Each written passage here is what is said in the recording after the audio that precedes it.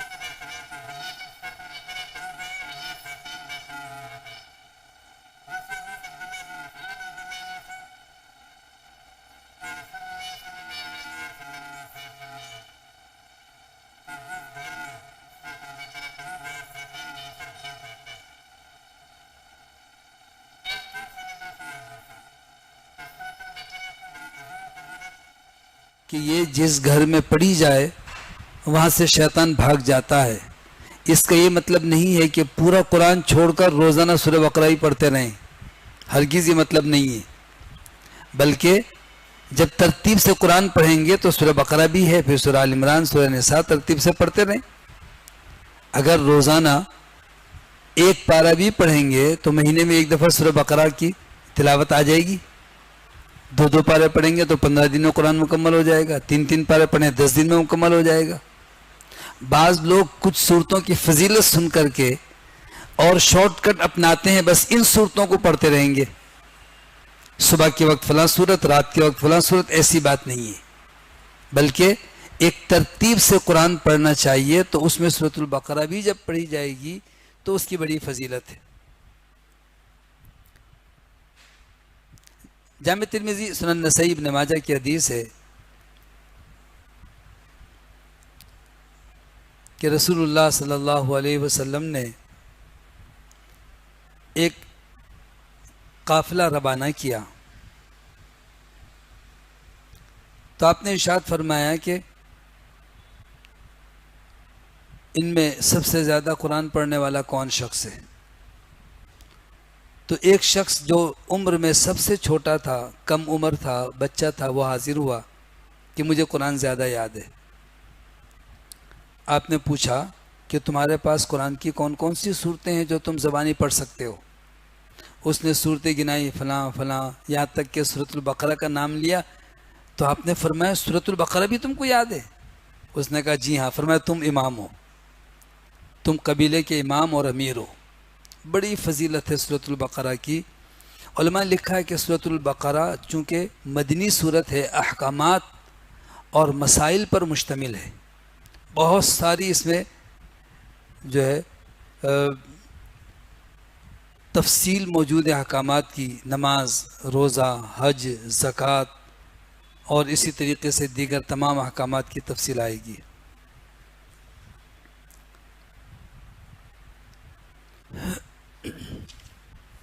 اس کی ابتدا حروف مقطعات سے، الف لام میم۔ قرآن مجید کی 114 صورتوں میں سے 29 صورتوں کے شروع میں یہ حروف ذکر ہوئے ہیں، چونکہ حروف تہجی بھی 29 ہیں، جن کو ہم الف با تا سا حروف تہجی جن کو کہا جاتا ہے نا، تو عربی میں ان کی تعداد 29 ہے۔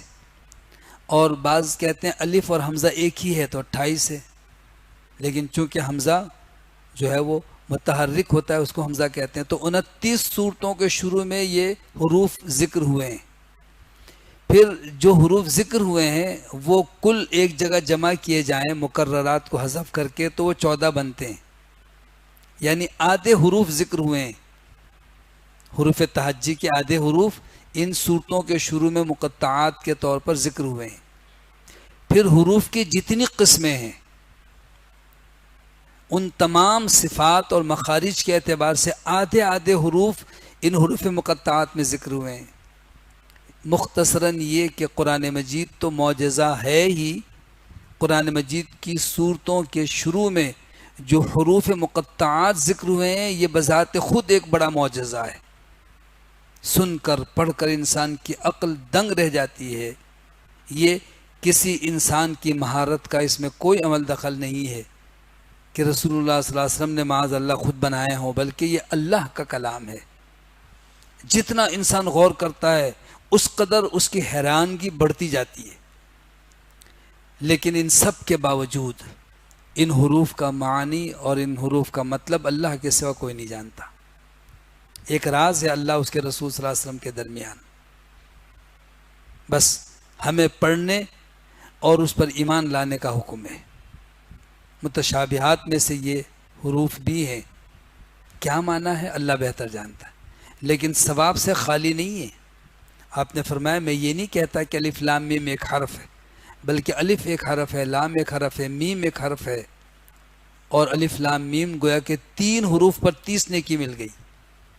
اس سے علماء نے لکھا ہے کہ قرآن مجید کو سمجھ کر پڑھنے کا بہت بڑا درجہ ہے، لیکن جو لوگ نہیں جانتے اس زبان کو ان کے بھی پڑھنے میں اجر و ثواب سے وہ خالی اور محروم نہیں ہے، جیسا کہ الف لام میم بطور مثال کے آپ نے پیش کیا۔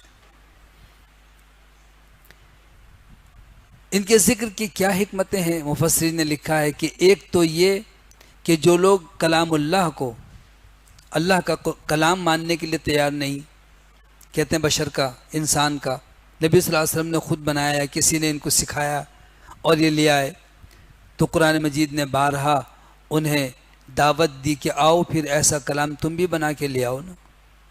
تو جو کلام یہ عربی زبان میں کرتے ہیں اس کی بنیاد یہی حروف تو ہیں، تو چند حروف ذکر کر دیا، الف لام میم حامیم یاسین طٰہٰ، انہی سے کلام بنا ہوا ہے۔ ایسا نہیں ہے کہ اس کا مادہ کچھ اور ہو، یہ وہی حروف ہیں جو عربی زبان میں استعمال ہوتے ہیں. کہتے ہیں اس سے مراد یہ بھی مقصود ہے کہ اللہ تعالیٰ نے جو راز رکھا ہے کوئی نہیں سمجھ سکتا، تو اس جیسا کلام بنانا تو بہت دور کی بات ہے.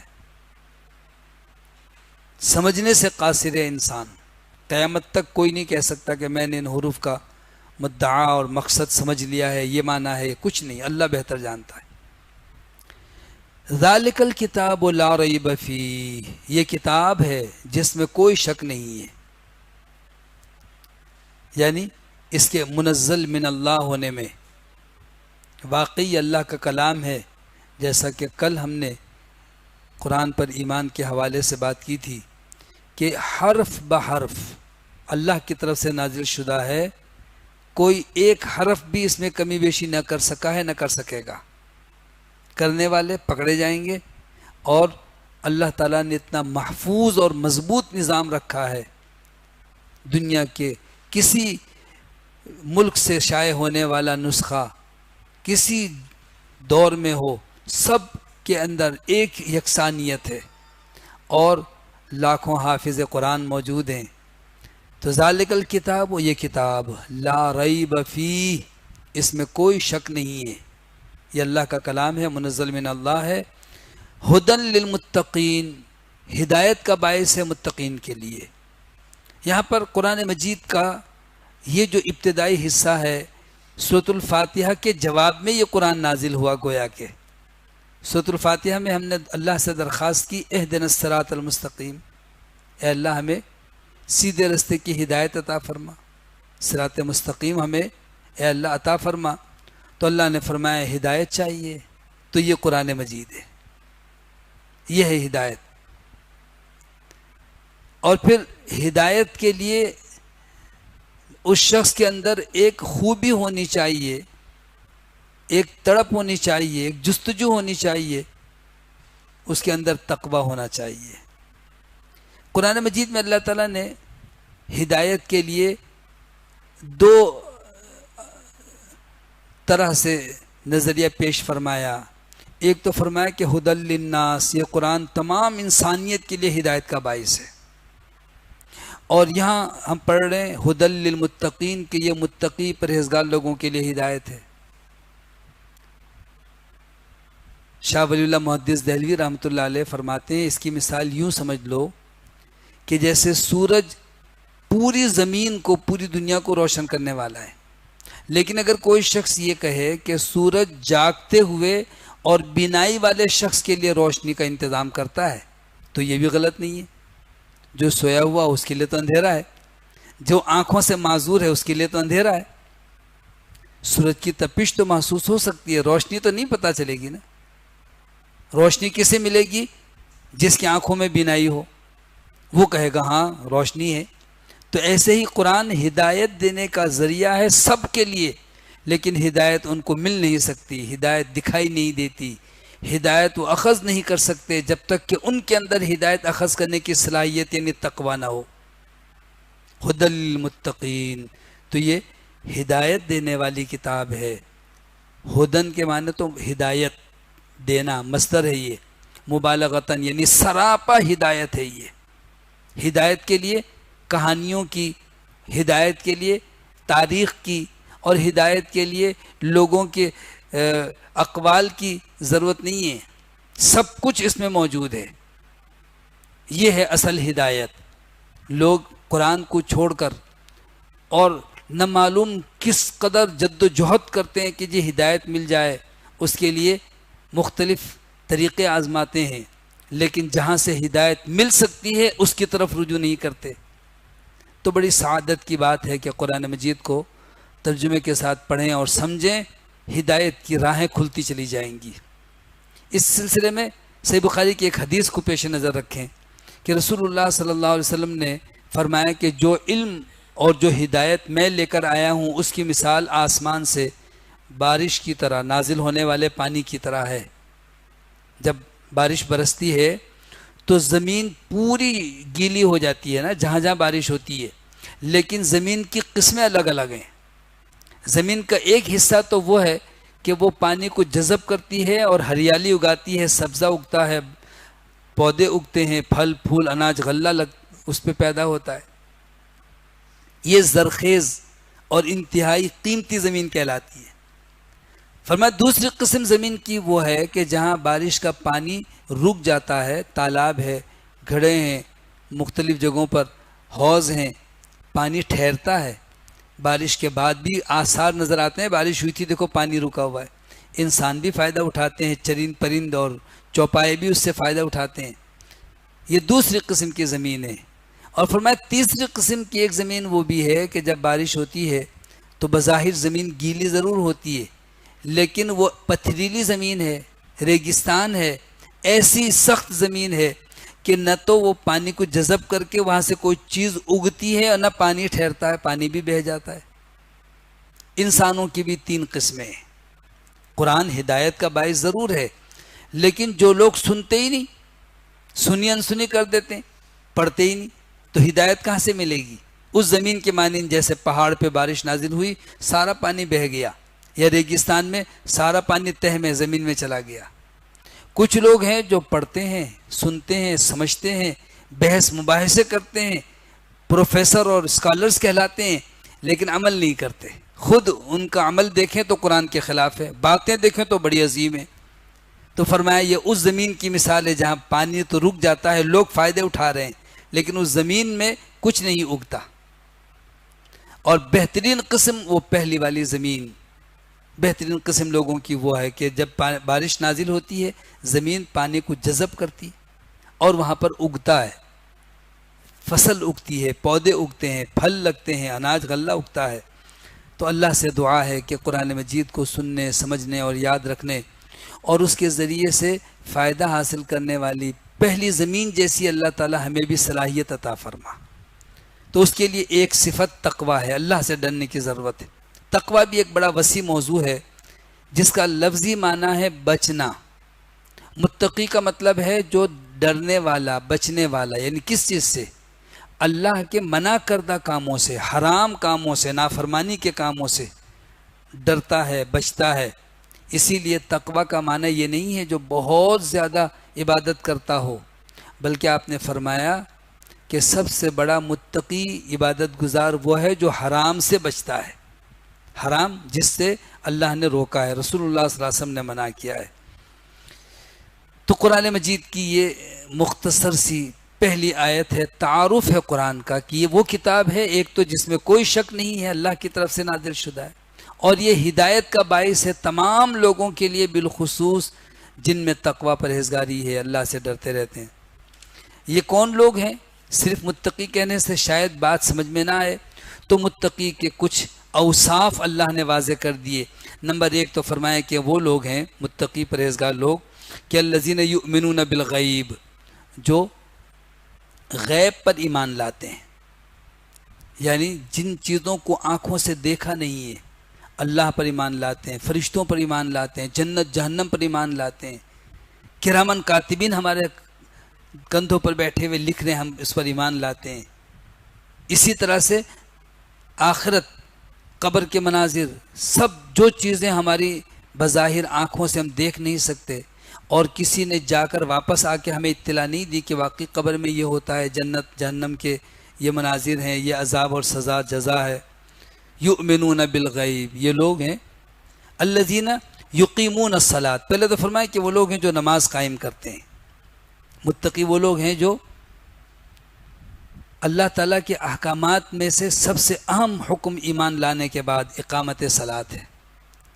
اگر وہ ایمان تو لائے ہیں غیب پر بھی، اللہ پر، اللہ کے احکامات پر، لیکن اگر عمل نہیں کرتے تو پھر ان کا ایمان کا دعویٰ سچا نہیں ہے.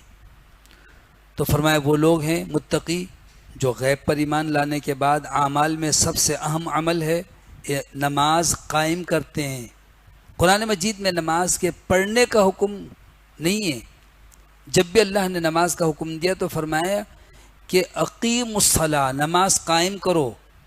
یہاں فرمایا یقیمون الصلاۃ، وہ نماز قائم کرتے ہیں پابندی سے، صحیح شرائط اور حدود کو ملحوظ رکھتے ہوئے وقت مقررہ پر. اس کی تفصیل ہے.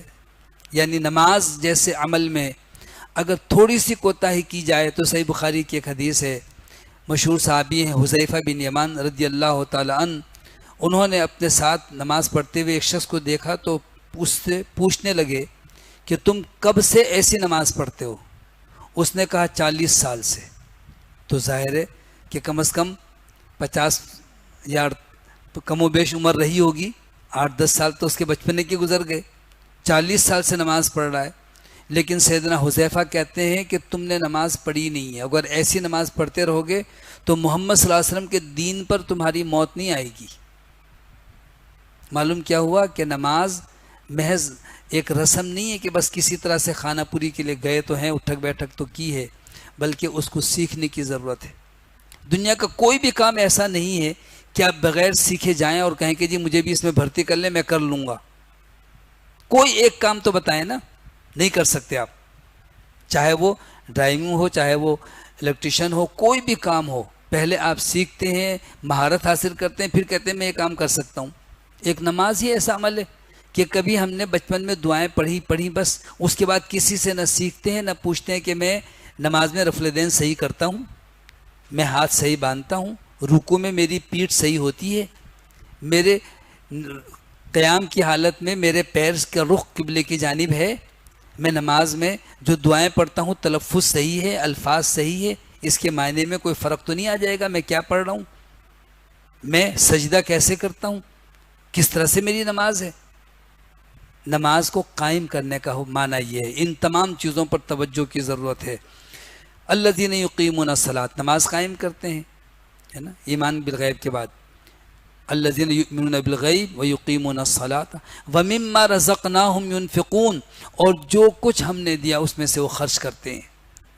یہاں پر 3 طرح کے اعمال کا اختصار سے ذکر ہوا۔ سب سے پہلے ایمانیات کا ذکر ہوا جس میں ایمان بالغیب کہہ کر کے، اس کے بعد پھر اعمال جسمانی، اس میں نماز اہم ہے، اور اس کے بعد پھر اعمال مالیہ، وہ عمل جس کا تعلق مال سے ہے، اس میں انفاق فی سبیل اللہ کا ذکر ہے کہ وہ اللہ کے راستے میں خرچ کرتے ہیں جو کچھ ہم نے ان کو دیا ہے۔ مما رزقناہم کہہ کر رغبت دلائی کہ تم لائے تو کچھ بھی نہیں، خالی ہاتھ آئے تھے، اور لے کے بھی کچھ نہیں جاؤ گے، خالی ہاتھ ہی جاؤ گے، ہم نے دیا ہے تو ہمارے حکم کے مطابق خرچ بھی کرو۔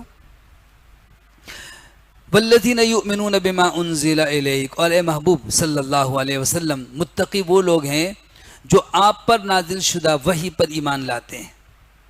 یؤمنون بما انزل الیک، آپ کی طرف جو کچھ وحی اتاری گئی، جو کلام نازل ہوا، اس پر وہ ایمان لاتے ہیں۔ وما انزل من قبلک، اور جو کچھ آپ سے پہلے نازل ہوا اس پر بھی وہ ایمان لاتے ہیں، تورات، انجیل، زبور، صحف ابراہیم، موسیٰ، آسمانی جتنی کتابیں جن کے نام ہم جانتے ہیں ان پر بھی ہمارا ایمان ہے، جن کے ناموں سے ہم واقف نہیں ہیں اللہ نے نازل کی ہم ساری کتابوں پر ایمان لاتے ہیں۔ یہاں پر معلوم کیا ہوا کہ دین اسلام جو آدم علیہ السلام سے شروع ہوا اور رسول اللہ صلی اللہ علیہ وسلم پر اس کی تکمیل ہوئی، اس میں سابقہ پیغمبر اور سابقہ کتابوں پر ایمان لانا لازمی حصہ ہے۔ عمل صرف قرآن مجید پر اور نبی صلی اللہ علیہ وسلم کے فرامین پر ہوگا، لیکن ایمان سب پر لانا ہے۔ وہیں یہ بھی ایک اہم اشارہ ہے ختم نبوت کے سلسلے میں کہ اللہ نے فرمایا کہ والذین یؤمنون بما انزل الیک وما انزل من قبلک، آپ پر اور آپ سے پہلے جتنی کتابیں سب پر ایمان لاتے ہیں، یہ نہیں کہ آپ کے بعد بھی، آپ کے بعد کوئی کتاب نہ نازل ہوگی نہ کوئی نبی آئے گا۔ کہتے ہیں یہاں پر بھی نبی صلی اللہ علیہ وسلم کے خاتم النبیین ہونے کی ایک دلیل ہے، من قبل کا کہہ کر کہ جو آپ پر نازل ہوئی وحی الہی، کتاب، کلام، اس پر بھی وہ لوگ ایمان لاتے ہیں، اور جو کچھ آپ سے پہلے نازل ہوا ان پر بھی ایمان لاتے ہیں۔ یہ نہیں کہا بعد میں بھی کچھ نازل ہوگا، نہ اس کا تذکرہ ہے نہ اس پر ایمان لانا شرط ہے۔ اگر کوئی کہتا ہے کہ فلاں پر بھی وحی آتی تھی تو وہ جھوٹ کہتا ہے، وہ نبی صلی اللہ علیہ وسلم کے ختم نبوت کا منکر ہے، دائرہ اسلام سے خارج ہے۔ وَبِالْآخِرَةِ هُمْ يُوقِنُونَ، اور آخرت پر وہ یقین رکھتے ہیں۔ آخرت کا صرف علم ہی نہیں ہے بلکہ پورا یقین ہے کہ آخرت یعنی دوسری زندگی ضرور وقوع پذیر ہوگی. ایک تو یہ ہے دنیا جس میں ہم اور آپ جیتے ہیں، اپنی اپنی زندگی گزار کے دنیا سے لوگ چلے جاتے ہیں. ایک ہے دوسری زندگی جس کو یوم آخرت کہا گیا. آخرت یعنی قیامت کے بعد کی زندگی، اور دنیا اور آخرت کے درمیان کا جو عرصہ ہے اس کو برزخ کہتے ہیں. عالم برزخ یعنی ایک حجاب ہے، ایک پردہ ہے، دنیا میں نہیں ہے لیکن ابھی جنت اور جہنم میں بھی نہیں گئے.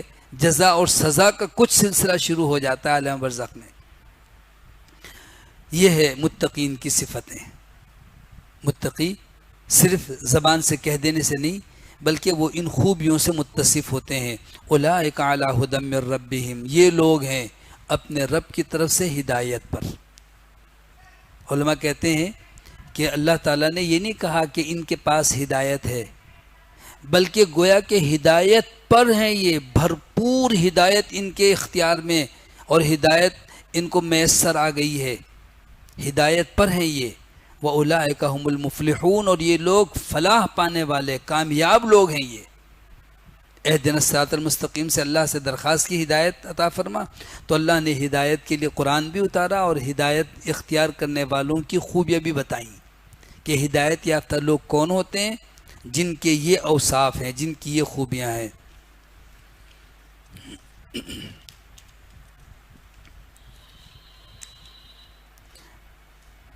جب قرآن مجید کے ضمن میں کہ قرآن کو ماننے والے متقی پرہیزگار لوگ ہیں جن کی خوبیاں ہیں، تو قرآن مجید نے ایک گروہ کا تذکرہ ہونے کے بعد اس کے بالمقابل دوسرے گروہ کا بھی تذکرہ کر دیا. یعنی دنیا میں عام طور پر لوگ دو ہی طرح کے پائے جاتے ہیں، ایمان لانے والے، انکار کرنے والے. مومن ہیں، کافر ہیں، تابعدار ہیں، نافرمان ہیں. تو جب پہلے گروہ کا ذکر آ گیا ضمناً، اصل تو قرآن کی تعارف تھا کہ یہ ہدایت کا باعث ہے، ہدایت حاصل کرنے والے متقی ہوتے ہیں، متقی کی یہ صفتیں ہوتی ہیں، یہ سب اللہ کے ماننے والے کامیاب لوگ ہیں. تو اس کے بالمقابل دوسرا گروہ وہ ہے کہ ان الذین کفروا، وہ لوگ جنہوں نے کفر کیا ہے، وہ لوگ جنہوں نے انکار کر دیا، نہ اللہ پر ایمان لائے، نہ آخرت پر ایمان لائے، نہ انبیاء اور رسول اور کتابوں پر ایمان لائے، نہ فرشتوں پر ایمان لائے. یہ لوگ جنہوں نے کفر کیا ہے، سواء علیہم اانذرتہم ام لم تنذرہم، تو ان کے لیے برابر ہے، ان پر یہ کیفیت یکساں ہے کہ اے محبوب صلی اللہ علیہ وسلم آپ ان کو ڈرائیں یا نہ ڈرائیں. لا یؤمنون، یہ ایمان نہیں لائیں گے. یعنی ان کی دلی کیفیت یہ ہے کہ اگر آپ ان کو آخرت سے، اللہ کی پکڑ سے، اللہ کے عذاب سے ڈرائیں تو بھی ایمان نہیں لائیں گے، یا ان کو ان کے حال پہ چھوڑ دیں، نصیحت بالکل نہ کریں پھر بھی ایمان نہیں لائیں گے، ٹس سے مس نہیں ہوں گے. کہتے ہیں یہ بھی ایک قرآن کا معجزہ ہے کہ پہلے سے رسول اللہ صلی اللہ علیہ وسلم کو اللہ تعالیٰ نے کچھ کفار کی بدبختی سے آگاہ کر دیا کہ یہ ایمان لانے والے ہے ہی نہیں.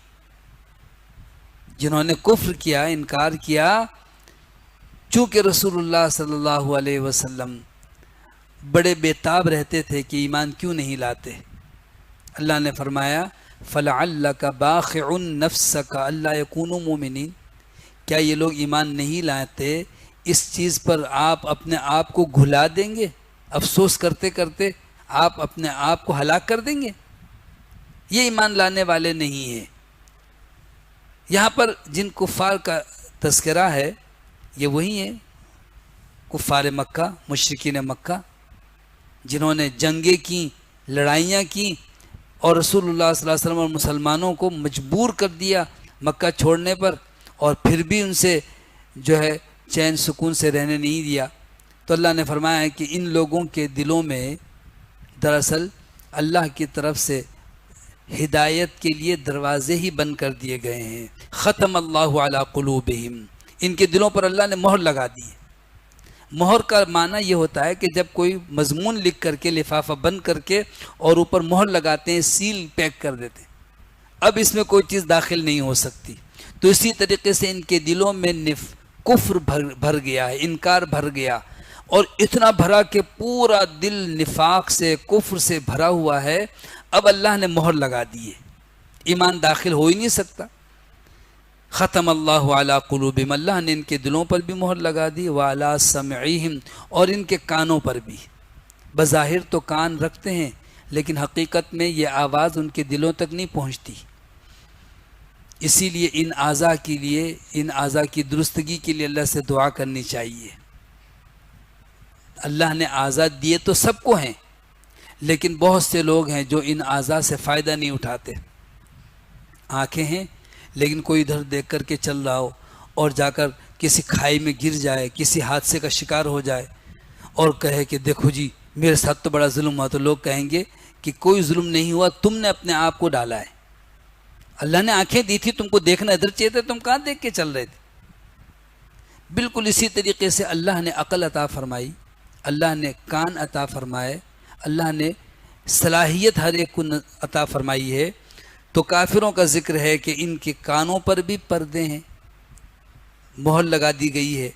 اللہ تعالیٰ نے ان کے دلوں پر بھی مہر لگا دی، وَعَلَىٰ أَبْصَارِهِمْ غِشَاوَةٌ، اور ان کی آنکھوں پر اللہ تعالیٰ نے پردہ ڈال دیا ہے۔ آنکھوں پر اللہ تعالیٰ نے پردہ ڈال دیا ہے، جس طرح آنکھوں کے سامنے کوئی چیز آ جائے نا تو انسان کہتا ہے یہ پردہ ہٹے تو نظر آئے، پردے کے پیچھے کیا ہے ہمیں تو نہیں پتہ چلتا۔ تو اسی طرح سے ہدایت کے لیے کائنات میں اللہ کی قدرت میں غور و فکر کی ضرورت ہے۔ انہیں یہ مخلوق تو نظر آتی ہے، کاریگری اور اس میں صنعت اور حرفت ڈالنے والے، پیدا کرنے والے اللہ تعالیٰ کی عظمت نظر نہیں آتی۔ یہ بادل کتنے وزنی ہیں اور زمین و آسمان کے بیچ میں معلق ہیں، اور کس ترتیب سے بارش ہوتی ہے، کیسے سورج نکلتا ہے، آب و تاب سے غروب ہوتا ہے، یہ ساری چیزیں نہیں دیکھتے یہ؟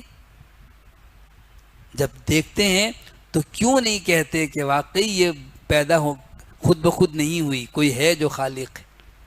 تو دراصل یہ ایمان کیوں نہیں لاتے کہ ختم اللہ علی قلوبہم، اللہ نے ان کے دلوں پر بھی مہر لگا دی ہے۔ دلوں کی کیفیت ابھی آپ نے پڑھی نا کہ 3 طرح کے دل ہوتے ہیں، تو ہم دلوں کے لیے اللہ سے یہ دعا کیا کریں کہ اللہ ہمارے دلوں میں تیرا ڈر، خوف، خشیت اور فہم قرآن اور تدبر کی صلاحیت پیدا فرما۔ اسی طریقے سے فرمایا وَعَلَىٰ سَمْعِهِمْ، ان کے کانوں پر بھی پردے ہیں، کان ہیں لیکن اللہ کا کلام نہیں سنتے، اللہ کے احکامات نہیں سنتے۔ یہ کافروں کی عادت ہے، ہمیں تو فوراً سننا چاہیے، سنتے تو ہم بھی ہیں، لیکن اگر عمل نہ کریں تو بالآخر یہ سننا ہرگز بھی فائدہ نہیں دیتا۔ اسی لیے کہتے ہیں کہ جب کبھی اللہ کے احکامات کو سنیں اور عمل کرنے کی اللہ نے صلاحیت دی ہو تو فوراً کر لینا چاہیے۔ ایسا نہ ہو کہ پھر یہ سن کے ہم سن ہو جائیں، اور ایسا نہ ہو کہ عمل کرنے کے بجائے پھر منکرین کی طرح کہ اب کیا ہی نہیں تھا اب کیا کریں۔ جیسے بہت سے لوگ نا اذان سنتے ہیں نماز کے لیے نہیں اٹھتے، پھر کہتے ہیں اب اتنے دن نہیں پڑھی جاؤں گا بھی تو لوگ کیا کہیں گے، لوگ کیا کہیں گے۔ پھر کہتے ہیں شیطان وسوسے ڈالتا ہے کہ اب اللہ تعالیٰ پتہ نہیں معاف کرے گا کہ نہیں کرے گا، اتنے عرصے تم نے اتنے گناہ کیے۔ یاد رکھیں کہ یہ اعضاء اللہ تعالیٰ نے دیے اس لیے ہیں کہ اس سے فائدہ اٹھایا جائے۔ وَلَهُمْ عَذَابٌ عَظِيمٌ، تو وہ لوگ جن کے دلوں پر مہر ہے، جن کے کانوں پر مہر ہے، جن کی آنکھوں پر غلاف اور پردہ ہے، ان کے لیے عذاب ہے بہت بڑا، چونکہ جرم بہت بڑا ہے ان کی غلطی بہت بڑی ہے، اللہ کے احکامات پر ایمان نہیں لاتے، لہٰذا ان کے لیے عذاب بھی بہت بڑا ہے۔ ان آیات میں 5 آیتوں میں پہلے مومنین کا، متقین کا اللہ نے ذکر فرمایا، پھر 2 آیتوں میں کافروں کا ذکر فرمایا انتہائی اختصار سے، اس کے بعد پھر آیت نمبر 8 سے اب ان لوگوں کا تذکرہ ہے جو ان دونوں کے درمیان ایک تیسرا گروہ بھی ہے دنیا میں۔ آخرت میں تو 2 ہی گروہ ہوں گے، یا جنت یا جہنم، تیسری کوئی جگہ نہیں ہے۔ لیکن جہنم میں جانے والے کچھ لوگ ایسے بھی ہیں جو اپنے آپ کو دنیا میں کافر نہیں کہتے تھے، لوگ بھی ان کو کافر نہیں سمجھتے تھے، وہ ہیں منافقین۔ وہ بھی منافق بھی کافر ہی ہوتا ہے۔ تو منافقین کی تفصیل کے ساتھ یہاں پر جو ہے آیتوں میں منافقین کی تفصیل آ رہی ہے، لیکن اس سے پہلے سمجھ لیں کہ نفاق کا لفظی معنی کیا ہے اور منافق کہتے کسے۔ نفق کا لفظی معنی ہوتا ہے نکلنے کے، نفق، اسی لیے آپ نے دیکھا ہوگا حج عمرے پر جاتے ہیں سعودی عرب وغیرہ میں دیکھیں تو سرنگ کے اوپر لکھا ہوتا ہے نفق شیب ابی طالب، نفق فلاں نفق، یعنی یہ راستہ فلاں جگہ نکلے گا۔ تو نفاق کو نفاق اس لیے کہتے ہیں کہ جو شخص یہ طریقہ اپناتا ہے وہ ایمان سے نکل جاتا ہے، اسلام سے خارج ہو جاتا ہے۔ اصطلاح میں نفاق کہتے ہیں دل کا اور زبان کا موافق نہ ہونا، دل میں کچھ ہے زبان پہ کچھ ہے، جبکہ مومن تو آئینے کے مانند ہوتا ہے، جو دل میں ہے وہی زبان پر۔ دل سے اگر اس نے اللہ کو، اللہ کے احکامات کو مانا ہے تو زبان سے بھی اور اپنے وجود سے بھی۔ تو منافقین کی دو قسمیں ہیں۔ کچھ لوگ تو وہ تھے جو رسول اللہ صلی اللہ علیہ وسلم کے دور میں یہودیوں میں سے مسلمان ہو کر کے مسلمانوں میں شامل ہو گئے تھے، حقیقت میں وہ مسلمان ہوئے نہیں تھے، بلکہ انہوں نے اپنے آپ کو کچھ فائدہ حاصل کرنے اور مسلمانوں کے حملے سے اور نقصان سے اپنے آپ کو بچانے کے لیے اسلام کا لبادہ اوڑھ لیا۔ وہ منافق نفاق اعتقادی رکھتے تھے، یعنی دل سے وہ کافر ہی تھے، ان کا یہاں پر آگے تذکرہ ہے۔ لیکن نفاق کی ایک اور قسم بھی ہے، وہ ہے عملی نفاق، عمل کے اعتبار سے، یعنی مسلمان ہے زبان سے بھی دل سے بھی، مسلمان ہے سچا پکا، لیکن عمل کرنے میں کوتاہیاں کرتا ہے، تو وہ بھی منافق ہیں۔ ان منافقین کا تذکرہ حدیث میں ہے۔ رسول اللہ صلی اللہ علیہ وسلم نے ارشاد فرمایا کہ 4 عادتیں کسی میں جمع ہو جائیں وہ پکا منافق ہے۔ اللہ ہمیں ان بری عادتوں سے اجتناب کی توفیق عطا فرمائے۔ نمبر 1 تو فرمایا کہ جب بات کرے تو جھوٹ بولے۔ نمبر 2 وعدہ کرے تو خیانت، وعدہ خلاف بھی کرے۔ نمبر 3 امانت رکھی جائے تو خیانت کرے۔ اور نمبر 4 فرمایا کہ جب کسی سے بحث تکرار ہو تو گالی گلوچ اور فسق و فجور پر، یعنی بد کلامی پر وہ اتر آتا ہے، چونکہ دلیل نہیں ہے تو لڑنا جھگڑنا۔ اذا خاصم فجرا۔ تو 4 بری عادتیں اگر کسی میں ہیں تو منافق، پکا منافق، اور اگر کسی میں ایک ہے تو نفاق کی ایک نشانی ہے۔ اسی لیے امام بخاری رحمۃ اللہ علیہ صحیح بخاری کتاب الایمان میں ذکر کرتے ہیں محدثین سے کہ جو شخص نفاق سے ڈرتا رہتا ہے یہی اس کے مومن ہونے کی نشانی ہے، اور جو کہتا ہے میں تو منافق ہو ہی نہیں سکتا تو سمجھ لے کہ نفاق اس میں ہے۔ یہ جو بے خوف ہو گیا، یہ تو ہما وقت ڈرتے رہنا چاہیے کہ کہیں ہم سے کوئی جھوٹ سرزد ہو گیا، وعدہ خلافی ہو گئی، کہیں امانت میں خیانت ہوئی، کہیں ہم نے بات کرتے کرتے اچانک کسی کی بے عزتی شروع کر دی، پھر اس کو فجور بکنے لگ گئے۔ یہ ساری نشانیاں تو منافقین کی ہیں۔ اسی طرح نماز پڑھنے میں کاہل اور سست، قرآن میں اللہ نے سورہ نساء میں اس کا ذکر فرمایا، یہ نفاق کی نشانی ہے۔ نماز پڑھ رہے منہ بند ہے، گمسم ہے، کچھ پڑھتے نہیں ہے، منافق کی نشانی ہے۔ نماز بوجھ معلوم ہوتی ہے، منافق کی نشانی ہے۔ بہت ساری نشانیاں ہیں۔ اللہ ان سب بری عادتوں سے ہم سب کو محفوظ رکھے۔ تو فرمایا وَمِنَ النَّاسِ، لوگوں میں سے بعض لوگ وہ ہیں، کچھ ایسے انسان ہیں مَن يَقُولُ آمَنَّا بِاللَّهِ وَبِالْيَوْمِ الْآخِرِ، کہ وہ شخص کہتا ہے میں اللہ پر اور آخرت پر ایمان لایا۔ کچھ لوگ ایسے ہیں جو کہتے ہیں ہم اللہ پر ایمان لائے، یوم آخرت پر ایمان لائے۔ ان منافقین کا تذکرہ ہے جنہوں نے مسلمانوں کو دھوکہ دینے کے لیے کلمہ زبان سے پڑھ لیا تھا، دل سے ملے ہوئے تھے کافروں سے، یہودیوں سے۔ تو اللہ نے فرمایا کچھ لوگ ایسے ہیں جو اللہ پر یوم آخرت پر ایمان کا دعویٰ کرتے ہیں، وما ہم بمؤمنین، حالانکہ وہ مومن نہیں ہے، ایمان لانے والے نہیں ہیں۔ یہ بھی غیب کی خبر ہے جو اللہ نے دی۔ رسول اللہ صلی اللہ علیہ وسلم کو اللہ تعالیٰ نے ان منافقین میں سے کچھ کے نام بتا دیے تھے، اور رسول اللہ صلی اللہ علیہ وسلم نے ایک صحابی ہیں حذیفہ بن یمان رضی اللہ تعالی عنہ، ان کو بتا دیا تھا کہ فلاں فلاں فلاں قبیلے کے شخص جو ہے وہ منافق ہیں۔ لیکن باقی کچھ اور بھی منافقین تھے جن کی پہچان رسول اللہ صلی اللہ علیہ وسلم کو بتائی گئی کہ آپ جب ان کو دیکھیں گے ان کے چہروں سے پہچان لیں گے۔ کچھ ایسے بھی تھے جن کے بارے میں فرمایا کہ آپ نہیں جانتے، اللہ جانتا ہے کون کون منافق ہے۔ تو گویا کہ منافقین کی تعداد اچھی خاصی تھی۔ یخادعون اللہ والذین آمنوا، یہ لوگ دھوکہ دیتے ہیں اللہ کو اور ان لوگوں کو جو ایمان لائے ہیں۔ یعنی یہ جو انہوں نے کلمہ پڑھا، بظاہر مسلمانوں کے ساتھ نمازیں پڑھتے ہیں، روزے رکھتے ہیں، جہاد کے لیے مسلمانوں کے ساتھ آدھے راستے نکلتے ہیں، پھر ڈر کے مارے پیچھے آ جاتے ہیں یا پیچھے پیچھے رہتے ہیں۔ اپنے آپ کو مسلمان ظاہر کرنے کے لیے انہیں بار بار کہنا پڑتا ہے کہ آمنا باللہ والیوم الآخر، ہم بھی اللہ پر یوم آخرت پر ایمان لائیں، بار بار کہنا پڑتا ہے۔ جبکہ جو ہیں حقیقت میں انہیں لوگوں کو کہہ کر کے یقین دلانے کی کیا ضرورت ہے، وہ تو ہیں۔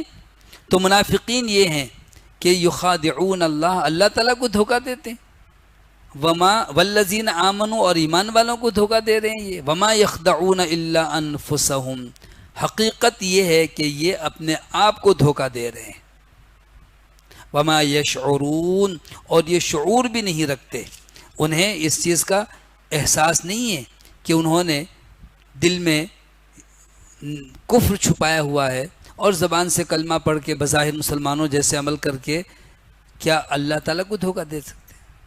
اللہ تعالیٰ تو ان کے دلوں کے راز سے بھی واقف ہے۔ ہاں، رسول اللہ صلی اللہ علیہ وسلم اور مومنوں کو یہ دھوکہ دینا چاہتے ہیں، تو اللہ نے فرمایا حقیقت میں یہ مومنوں کو بھی نہیں، اپنے آپ کو دھوکہ دے رہے ہیں، یہ اپنے ساتھ مخلص نہیں ہے۔ انہیں اندازہ نہیں ہے کہ تھوڑے سے نقصان سے بچنے کے لیے تم نے بظاہر کلمہ پڑھ لیا تاکہ مسلمان تم پر حملہ نہ کریں، تم مسلمانوں کے صرف مسلمان بن کر کے فائدہ اٹھاؤ، تو بڑے نقصان سے بچنے کے لیے کچھ نہیں کرنا چاہیے، جہنم سے بچنے کے لیے، اللہ کے عذاب سے بچنے کے لیے۔ یہ ایسا کیوں کرتے ہیں؟ فرمایا فی قلوبہم مرض، ان کے دلوں میں ایک مرض ہے۔ وہ بیماری کیا ہے؟ شک کی بیماری ہے، پتہ نہیں آخرت، پتہ نہیں اللہ کے احکامات صحیح ہیں، پتہ نہیں جنت اور جہنم، شک۔ جبکہ مومن تو پورے یقین کے ساتھ زندگی گزارتا ہے کہ یہ زندگی ہے ہی عارضی، موت یقینی ہے، جنت جہنم یقینی ہے، آخرت یقینی اور حتمی ہے، اس لیے وہاں کی فکر کرتا ہے۔ فی قلوبہم مرض، ان کے دلوں میں ایک مرض ہے، ایک بیماری ہے۔ فزادہم اللہ مرضا، تو اللہ نے زیادہ کر دیا ان کو اس بیماری میں، ان کا شک، ان کا یہ نفاق اور پختہ اور مضبوط ہو گیا۔ کیوں کہ اللہ نے بھی ان پر، ان کے اس منافقانہ طرز عمل پر اللہ نے بھی پردہ ڈالے رکھا۔ اگر اللہ چاہتا تو ظاہر کر دیتا، مسلمان ان کو دیکھتے ہی پہچانتے، سب دھتکارتے، کوئی ملتا نہیں، تو پھر ان کی برائی کا جو آخرت میں بدلہ ہے وہ تو ختم، دنیا میں ہی ہو جاتا۔ اللہ نے بھی ان کے ساتھ ایسا ہی برتاؤ کیا کہ ان کو مسلمان ظاہر ہونے دیا اور مسلمانوں کے ساتھ یہ لگے رہے ساتھ ساتھ۔ وَلَهُمْ عَذَابٌ عَلِيمٌ، ان کے لیے تو دردناک عذاب ہے، اذیت دینے والا عذاب ہے، بِمَا كَانُوا يَكْذِبُونَ، اس لیے کہ یہ جھوٹ بولتے ہیں، ان کی جھوٹ تکذیب کرنے کی وجہ سے، جھوٹ بولنے کی وجہ سے احکامات شریعہ پر ایمان لانے کا زبان سے دعویٰ کرتے ہیں، جیسا کہ سورہ منافقین میں اللہ نے فرمایا کہ اذا جاءک المنافقون قالوا نشہد انک لرسول اللہ، جب منافقین آپ کے پاس آتے ہیں کہتے ہیں ہم گواہی دیتے ہیں آپ اللہ کے رسول ہیں، واللہ یعلم انک لرسول، اللہ جانتا آپ اس کے رسول ہیں، واللہ یشہد ان المنافقین لکاذبون، اللہ گواہی دیتا ہے کہ منافق جھوٹے ہیں، آپ کو اللہ کا نبی مانتے ہی نہیں، زبان سے کہہ رہے ہیں۔ تو اللہ نے فرمایا کہ ان کا مرض جو دل میں تھا شک والا، اللہ نے اس کو اور بڑھا دیا، جیسا کہ فرمایا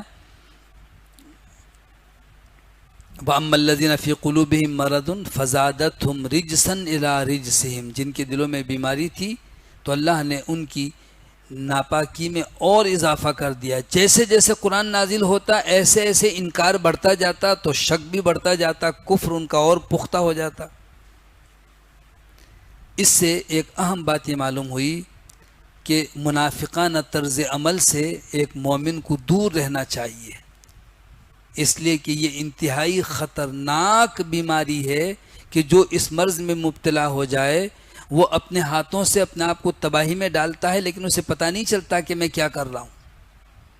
اسی لیے نفاق سے پناہ مانگنے کی تعلیم بھی ہے، اور نفاق سے بچنے کے لیے ان بری عادتوں کا تذکرہ بھی سن لیا۔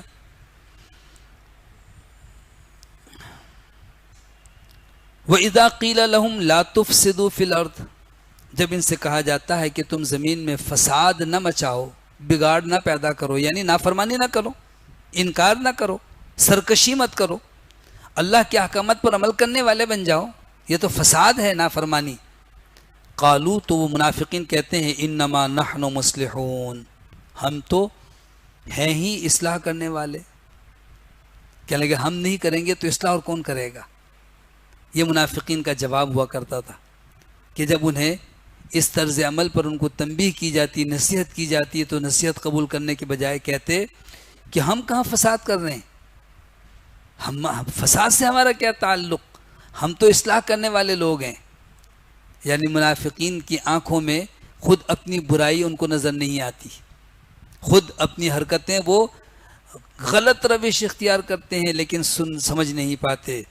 اللہ نے فرمایا کہ منافقین جو ہے فساد فی الارض کے مرتکب ہوتے ہیں لیکن مانتے نہیں ہیں، وہ کہتے ہیں ہم تو اصلاح کرنے والے ہیں۔ اللہ نے ارشاد فرمایا الا انہم ہم المفسدون، یقیناً یہی لوگ فسادی ہیں، یہی لوگ بگاڑ کرنے والے ہیں، ولکن لا یشعرون، لیکن یہ شعور نہیں رکھتے، ان کو پتہ نہیں ہے، ان کو سمجھ بوجھ نہیں ہے کہ جو طرز عمل انہوں نے اختیار کیا ہے دل سے اسلام قبول کر لیتے، دل میں کفر ہے، ظاہراً زبان سے کلمہ پڑھ رہے ہیں، نمازیں پڑھ رہے ہیں، تو اللہ نے فرمایا کہ ان کو شعور نہیں ہے، ان کو احساس نہیں ہے اس چیز کا۔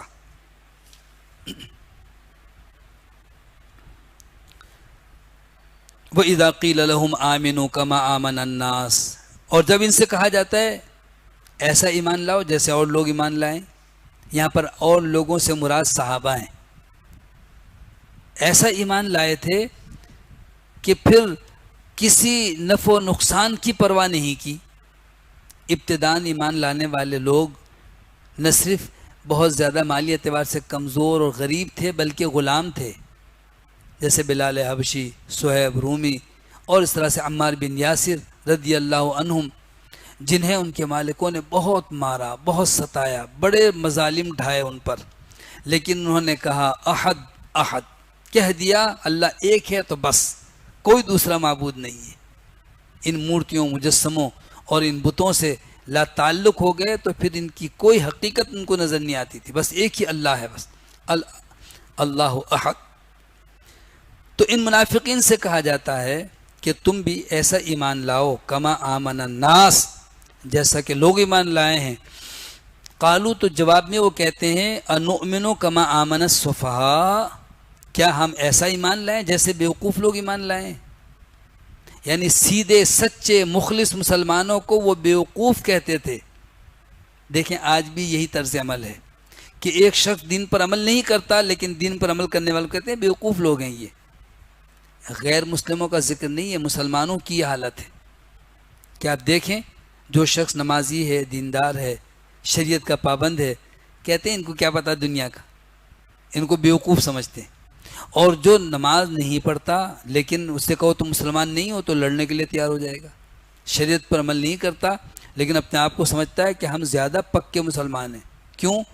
کبھی کبھی تو پڑھ لیتے ہیں نا، عید پڑھ لیتے ہیں، رمضان آئے رمضان میں پڑھ لیں گے، جمعہ پڑھ لیتے ہیں۔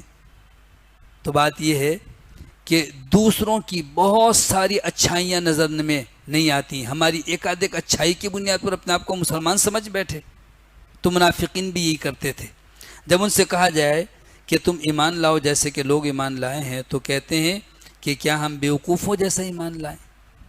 دوسروں کو بیوقوف، دوسروں کو جو ہے کسی بھی بری عادت کے ساتھ متصف کرنا، یہ منافقین کا طرز عمل ہے۔ اسی لیے رسول اللہ صلی اللہ علیہ وسلم نے فرمایا کہ کوئی اپنے مسلمان بھائی کو اس طرح نہ کہے کہ تو منافق ہے یا تو فلاں ہے، اس لیے کہ اگر وہ نہ ہوا تو یہ کہنے والے الفاظ، یہ الفاظ جو کہے گئے ہیں کہنے والے پر پلٹیں گے۔ کسی کو کافر، کسی کو یہودی، کسی کو عیسائی کہہ دینا یہ بہت ہی آسان لفظ نہیں ہے، یہ الفاظ پلٹ کر کے اس کی طرف لوٹتے ہیں۔ تو اللہ نے فرمایا کہ انہوں نے صحابہ کو بیوقوف کہا، صحابہ نے جواب نہیں دیا بلکہ اللہ نے جواب دیا کہ اللہ کان کھول کر سن لو کہ انہم ہم السفہاء ولکن لا یعلمون، یقیناً یہی لوگ ہیں خود بے وقوف لیکن جانتے نہیں ہیں۔ حماقتیں تو یہ کر رہے ہیں، نفع و نقصان کا احساس تو ان کو نہیں ہے، اپنے ہاتھوں سے اپنے آپ کو جہنم میں لے جا رہے ہیں، اللہ کے باغی اور سرکش بنے بیٹھے ہیں اور کہتے ہیں کہ ہم تو بڑے عقل مند ہیں، یہ بیوقوف ہیں۔ منافقین کا طرز عمل یہ بھی تھا، وَإِذَا لَقُوا الَّذِينَ آمَنُوا قَالُوا آمَنَّا، جب کبھی بھی یہ مسلمانوں سے ملتے تو کہتے تھے ہم بھی ایمان لائیں، یعنی ان کو بار بار اپنے ایمان کا اظہار کرنا پڑتا تھا، اپنے آپ کو باور کراتے تھے ہم مسلمان ہیں بھائی، ہم بھی مسلمان ہو گئے، ہاں بھائی ہم نے بھی کلمہ پڑھ لیا ہے۔ اللہ نے فرمایا ایک طرف تو یہ مسلمانوں کے سامنے جب بھی آتے ہیں تو بار بار کہتے ہیں آمنا آمنا، لیکن یہی منافق وَإِذَا خَلَوْا إِلَىٰ شَيَاطِينِهِمْ، جب یہ لوگ اپنے شیطانوں سے خلوت میں ملتے ہیں، اکیلے میں اپنے شیاطین کے پاس جاتے ہیں، یعنی ان سرداروں کے پاس، ان یہودیوں کے پاس جنہوں نے ان کو آگے کیا کہ تم تو وہاں چلے جاؤ تاکہ تم ان کے راز بھی معلوم کر سکو، نفع حاصل کر سکو، نقصان سے بچ سکو۔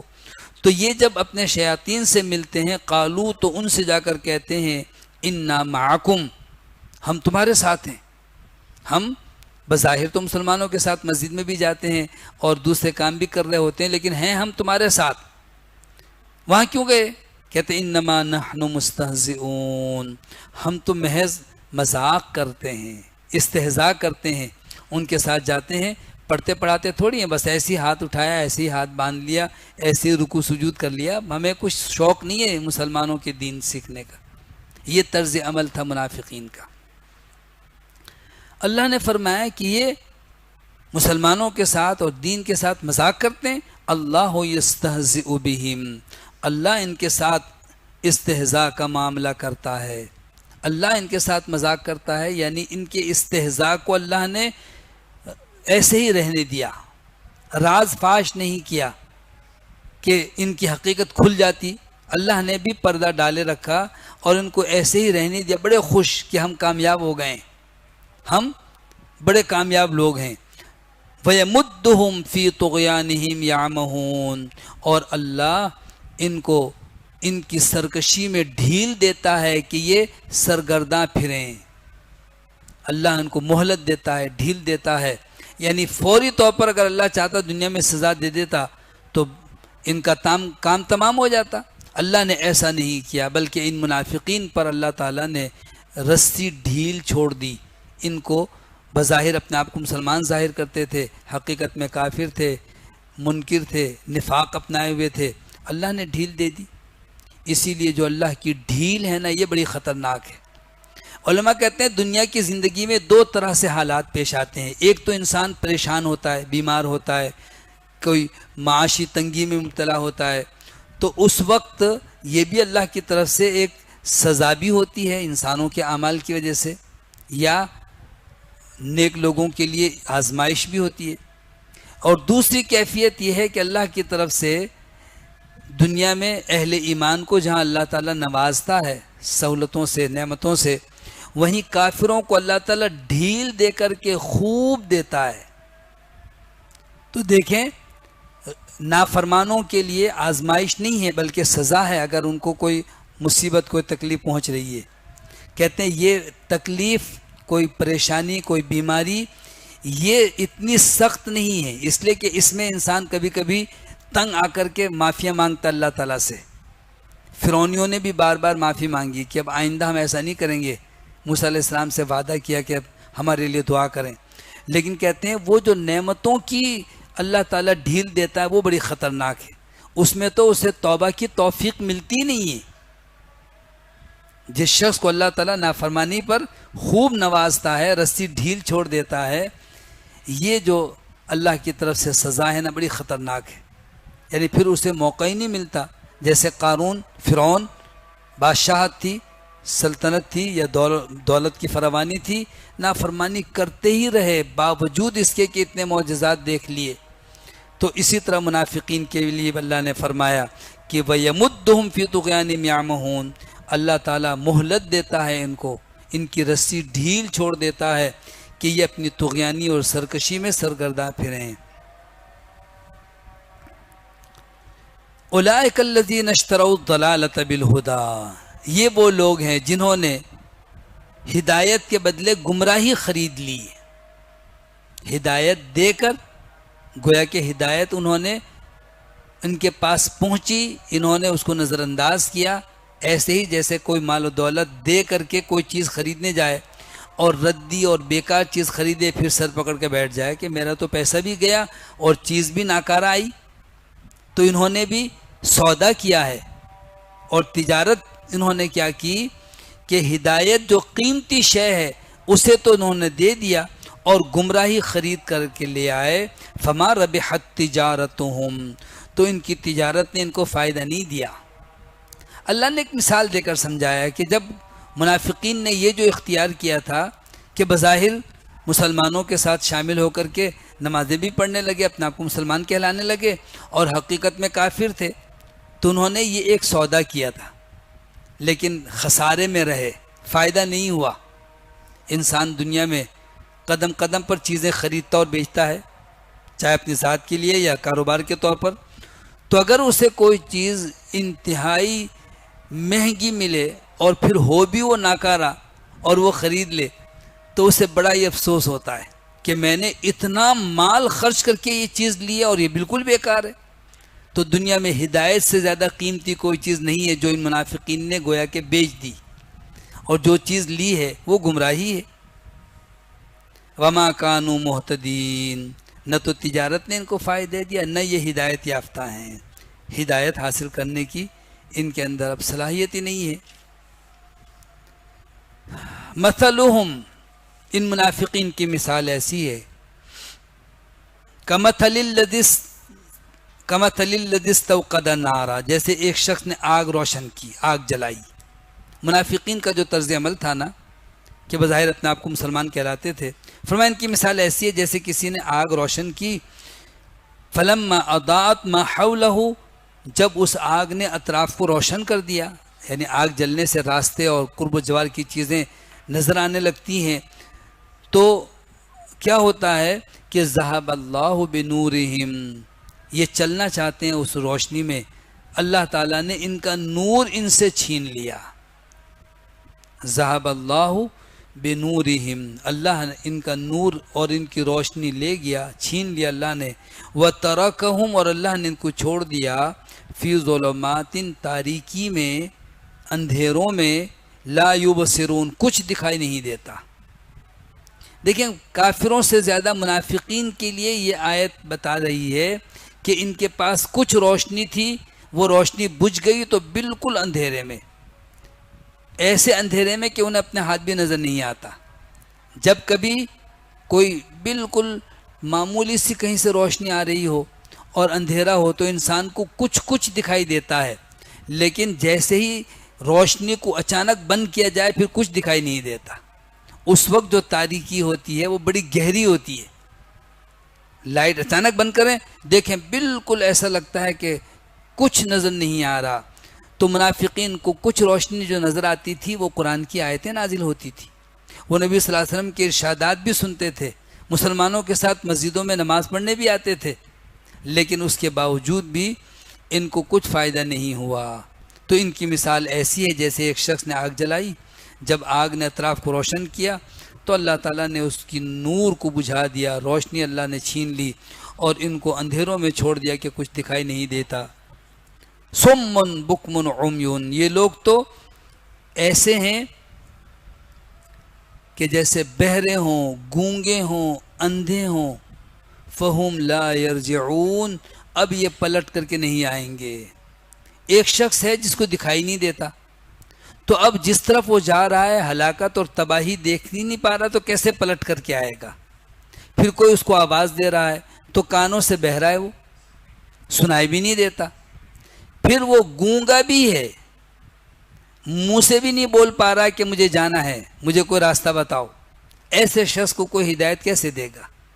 تو ان منافقین کے اللہ تعالیٰ نے 3 برائیوں کا ذکر کیا کہ زبان ہے لیکن گونگے ہیں، یہ آنکھ ہے لیکن حقیقت میں اندھے ہیں، کان ہے لیکن بہرے ہیں۔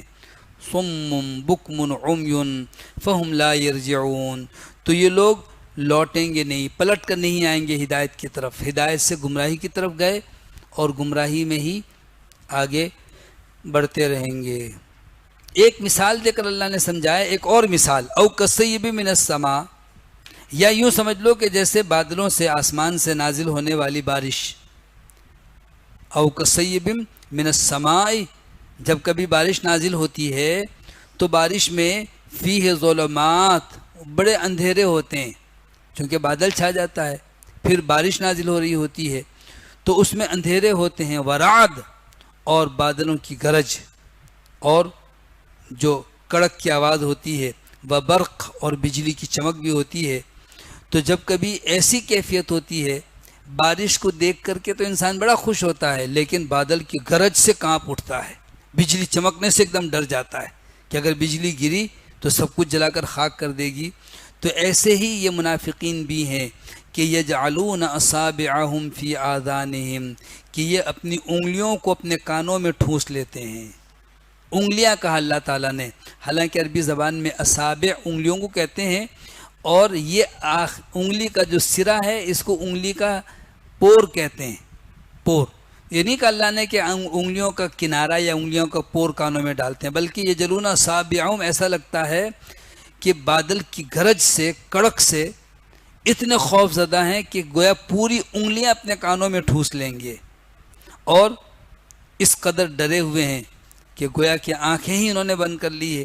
وفی آذانہم، اچھا، من الصواعق، یجلون اصابعہم فی آذانہم من الصواعق، اس تیز گرج کی آواز سن کر کے، حذر الموت، موت کے ڈر سے انگلیاں کانوں میں ٹھوس لیتے ہیں۔ واللہ محیط بالکافرین، اللہ تعالیٰ تو کافروں کا احاطہ کیے ہوئے ہے، یعنی یہ جتنا چاہیں سرکشی کر لیں، اللہ کی پکڑ سے اور اللہ کے عذاب سے بچ نکل کے کہیں نہیں بھاگ سکتے۔ یہ تو اللہ نے دنیا کی زندگی میں ان کو مہلت و ڈھیل دی ہوئی ہے، آج اللہ چاہے تو ان کی روح قبض کر لے۔ تو اللہ نے فرمایا کہ اللہ نے ان کا احاطہ کیا ہوا ہے۔ یہاں پر منافقین کے اس طرز عمل کو اللہ تعالیٰ نے ایک تشبیہ دی ہے کہ جب کبھی قرآن کا حکم نازل ہوتا تو ایسا معلوم ہوتا جیسے کوئی بجلی چمکنے والی ہے۔ کیوں؟ کہ جہاد کا حکم ہوگا، اللہ کے راستے میں مال خرچ کرنے کا حکم ہوگا، اللہ کے احکامات پر، تو یہ گویا کہ اپنے کانوں میں انگلیاں ٹھوس لیتے ہیں کہ یہ بات ہی ہمارے کانوں تک نہ پہنچے، بہرے گونگے اندھے بن جاتے ہیں۔ لیکن بادل تو گرج رہا ہے، بجلی چمکتی ہے، یہ جو آواز ہے، یکاد البرق یخطف ابصارہم، قریب ہے کہ بجلی ان کی آنکھوں کو اندھا کر دے، ان کی آنکھوں کی بینائی اچک لے۔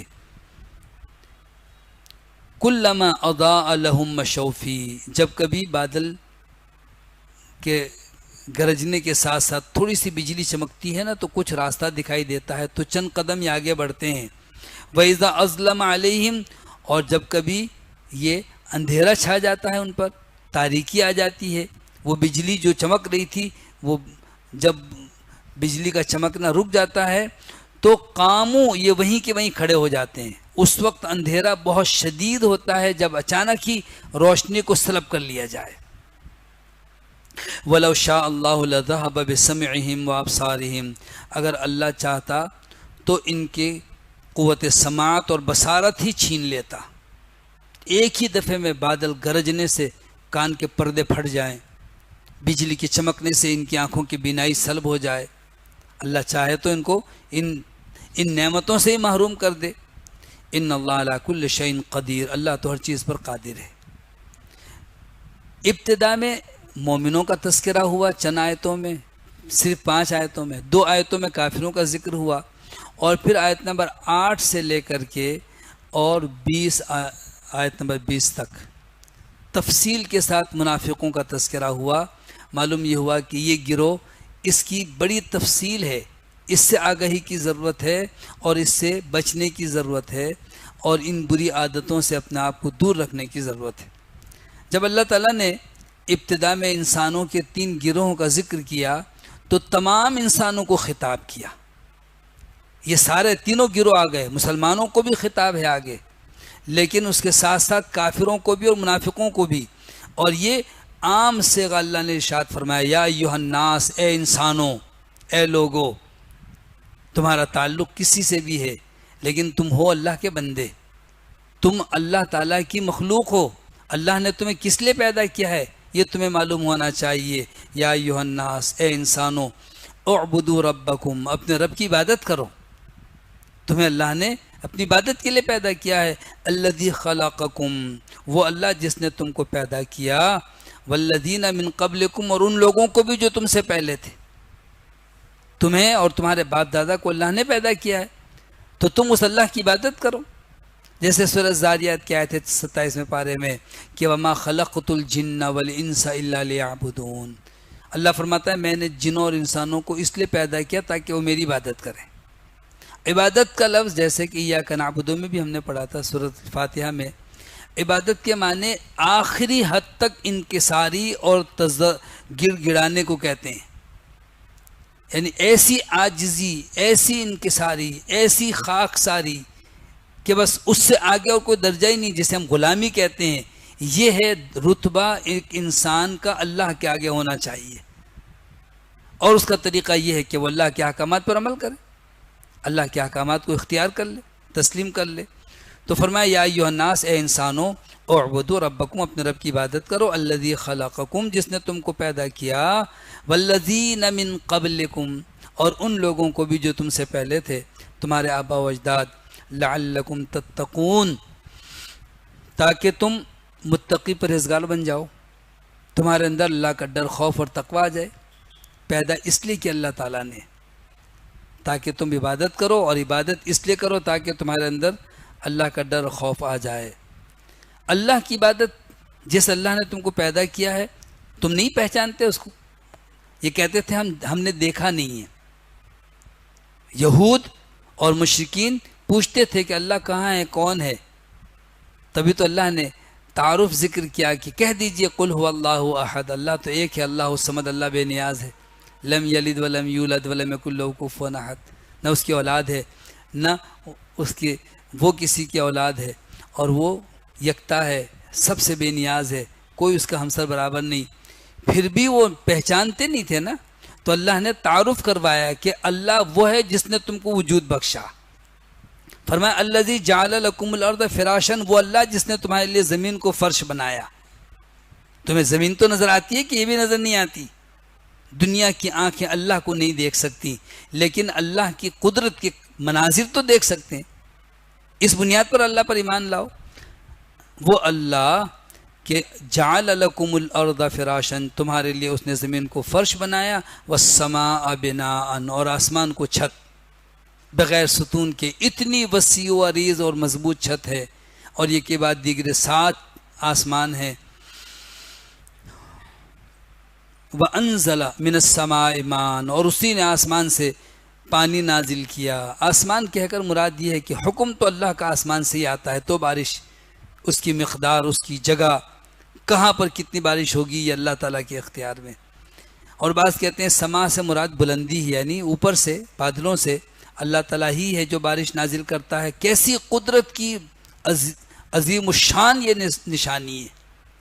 ہم ایک کاغذ کا ٹکڑا زمین آسمان کے بیچ میں اس کو معلق نہیں رکھ سکتے، اڑے گا اور زمین پر آ جائے گا ہر چیز، اور اتنے بھاری بادل بارشوں پانی سے بھرے ہوئے اور وہ معلق ہیں۔ اتنا بڑا آسمان، کبھی اس کا کوئی حصہ ٹوٹ کر نہیں گرا، یہ زمین اتنی وسیع و عریض۔ تو فرمایا کہ اس اللہ نے تمہیں پیدا کیا، تمہارے لیے زمین کو فرش بنایا، آسمان کو چھت بنایا، اور اسی اللہ نے تمہارے لیے بارش نازل کی۔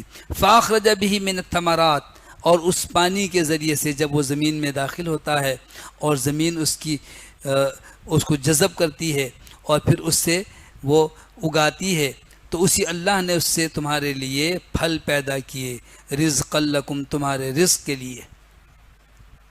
انسان ویسے تو بے شمار نعمتوں سے فائدہ اٹھاتا ہے، لیکن پھلوں سے انسان کی رغبت بہت ہی زیادہ ہے۔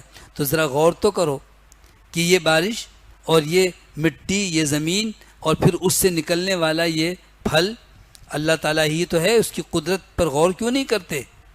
فلا تجعلوا للہ اندادا، تو تم اللہ کے لیے کسی اوروں کو، دوسروں کو اس کا شریک مت بناؤ۔ اللہ کے ساتھ کسی کو بھی، اللہ کے ساتھ کسی شے کو بھی شریک نہ بناؤ، نہ کسی انسان کو، نہ کسی جن کو، نہ کسی فرشتے کو۔ کوئی اس کا شریک نہیں ہے، نہ کوئی ولی، نہ کوئی پیر، نہ کوئی نبی، وہ اکیلا ہے، اپنی تمام تخلیق میں بھی، اپنی تمام صفات میں بھی اکیلا ہے، اپنی ذات میں بھی یکتا ہے۔ فلا تجعلوا للہ اندادا، تو تم نہ بناؤ اللہ کے لیے اوروں کو شریک، وانتم تعلمون، حالانکہ تم جانتے ہو کہ اس کا کوئی شریک تو ہے ہی نہیں، پھر بھی تم اللہ کے ساتھ اوروں کو شریک ٹھہراتے ہو۔ کفار و مشرکین کو جہاں اس بات کی تنبیہ کی گئی کہ اللہ کے ساتھ کسی کو شریک نہ ٹھہراؤ، وہیں یہ خطاب عام ہے تمام انسانوں کو کہ تمہارا پیدا کرنے کا مقصد اللہ کی عبادت ہے۔ کفار نے چونکہ ایمان لانے کے بجائے نبی صلی اللہ علیہ وسلم کا انکار کیا، قرآن کا انکار کر دیا، تو اب اللہ تعالیٰ نے قرآن کی صداقت کی ایک دلیل ذکر کی۔ فرمایا وَإِن كُنتُمْ فِي رَيْبٍ مِّمَّا نَزَّلْنَا عَلَىٰ عَبْدِنَا، اگر تم اس کتاب کے بارے میں شک میں ہو جو ہم نے اپنے بندے پر نازل کی ہے، جو کلام ہم نے اپنے بندے پر اتارا ہے۔ یہاں پر رسول اللہ صلی اللہ علیہ وسلم کو اللہ تعالیٰ نے عبد کہا۔ عبد کے معنی غلام کے ہوتے ہیں۔ اللہ کی بندگی، اللہ تعالیٰ کے لیے عبد ہونا بندے کے لیے سب سے بڑا اعزاز ہے۔ رسول اللہ صلی اللہ علیہ وسلم کو بھی قرآن مجید میں ایسے عظمت والے مواقع پر اللہ نے عبد ہی کہا۔ نماز پڑھ رہے ہیں تو کہا کہ ایک بندہ ہے جو نماز پڑھ رہا ہے، اور اسی طریقے سے جب نبی صلی اللہ علیہ وسلم معراج پر گئے تو فرمایا وہ بندہ ہے اللہ کا جس کو اللہ تعالیٰ نے سیر کرائی۔ قرآن نازل کیا تو فرمایا بندہ ہے جس بندے پر ہم نے یہ۔ اور آج کچھ لوگ اس شک میں ہیں کہ رسول اللہ صلی اللہ علیہ وسلم عبد نہیں ہیں، بشر نہیں ہیں، وہ تو نور ہیں۔ ذرا غور تو کریں کہ قرآن تو عظمت کے مواقع پر عبد کا ذکر کر رہا ہے، تو اللہ وہ ہے کہ جس نے یہ قرآن نازل کیا۔ اگر تم اس قرآن کے بارے میں شک میں ہو، مما نزلنا علی عبدنا، جو ہم نے اپنے بندے پر نازل کیا ہے، فأتوا بسورۃ من مثلی، تو تم اس جیسی ایک سورت لے آؤ۔ پہلے تو کہا کہ اس جیسا قرآن بنا کر لے آؤ۔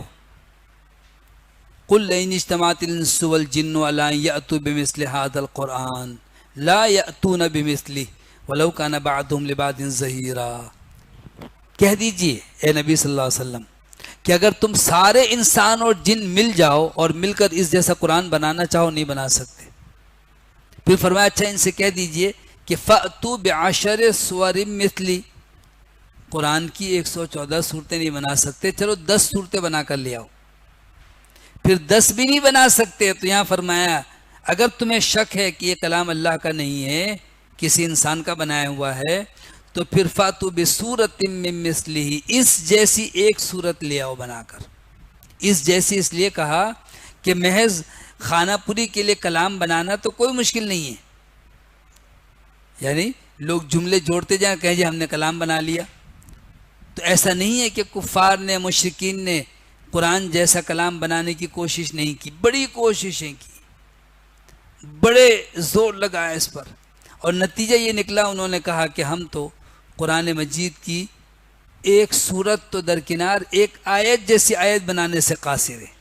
کیوں؟ کہ جو فصاحت، جو بلاغت، جو معیار، جو مضمون کی صداقت اور حقانیت اس میں ہے، ظاہری باطنی خوبیاں، وہ ان کے کلام میں نہیں ہیں۔ ایسے ہی کوئی جو ہے بے تکی سی باتیں گھڑ کے اور کہنا جی ہم نے کچھ کلام بنایا، تو فرمایا نہیں کر سکتے۔ فَأْتُوا بِسُورَةٍ مِّن مِّثْلِهِ، تو تم ایک صورت لے آؤ اس جیسی، وَادْعُوا شُهَدَاءَكُم مِّن دُونِ اللَّهِ، اور تم اللہ کے سوا اپنے گواہوں کو بھی بلا لو، سب کو دعوت دو، سب مل کر کے، ان کنتم صادقین، اگر تم سچے ہو، اگر واقعی تمہارے اندر یہ دعویٰ تمہارا سچا ہے کہ یہ کلام اللہ کا نہیں ہے، کسی انسان کا ہے، تو تم اس جیسا کلام بنا کے دکھا دو۔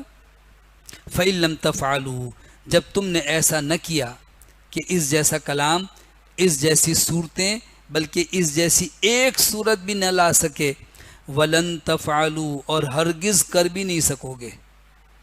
یہ دعویٰ ہے قرآن کا اور قیامت تک کے لیے۔ یہ معنی نہیں ہے کہ عرب میں کافر جو ہے نا نہیں ہوتے، بلکہ مکے میں تھے کفار مشرکین، اور آج بھی ہیں جن کی زبان عربی ہے اور قرآن پر ایمان نہیں لاتے، تو لاؤ اس جیسا کلام بنا کر، فَإِن لَّمْ تَفْعَلُوا وَلَن تَفْعَلُوا، جب تم نے ایسا نہ کیا اور نہ ایسا تم کر سکو گے ہرگز بھی، فَاتَّقُوا النَّارَ، تو ڈرو اس آگ سے، الَّتِي وَقُودُهَا النَّاسُ وَالْحِجَارَةُ، جس کا ایندھن انسان ہے اور پتھر ہے۔ یعنی دنیا میں جب کبھی آگ جلانی ہوتی ہے تو اس کا ایندھن جو ہے نا وہ ہوتا ہے جس میں لکڑی ڈالتے ہیں اور مٹی کا تیل ڈالتے ہیں، مختلف ایندھن، لیکن جہنم کی جو آگ ہے اس کا ایندھن انسان ہے۔ یعنی لکڑی کی ضرورت نہیں ہے، آگ پکڑنے والے مادے کی ضرورت نہیں ہے، یہ انسان جیسی جائے گا آگ بھڑک کر کے اس کو پکڑ لے گی۔ آخرت میں یہ انسان کا وجود گویا کہ آتش گیر مادہ بن جائے گا۔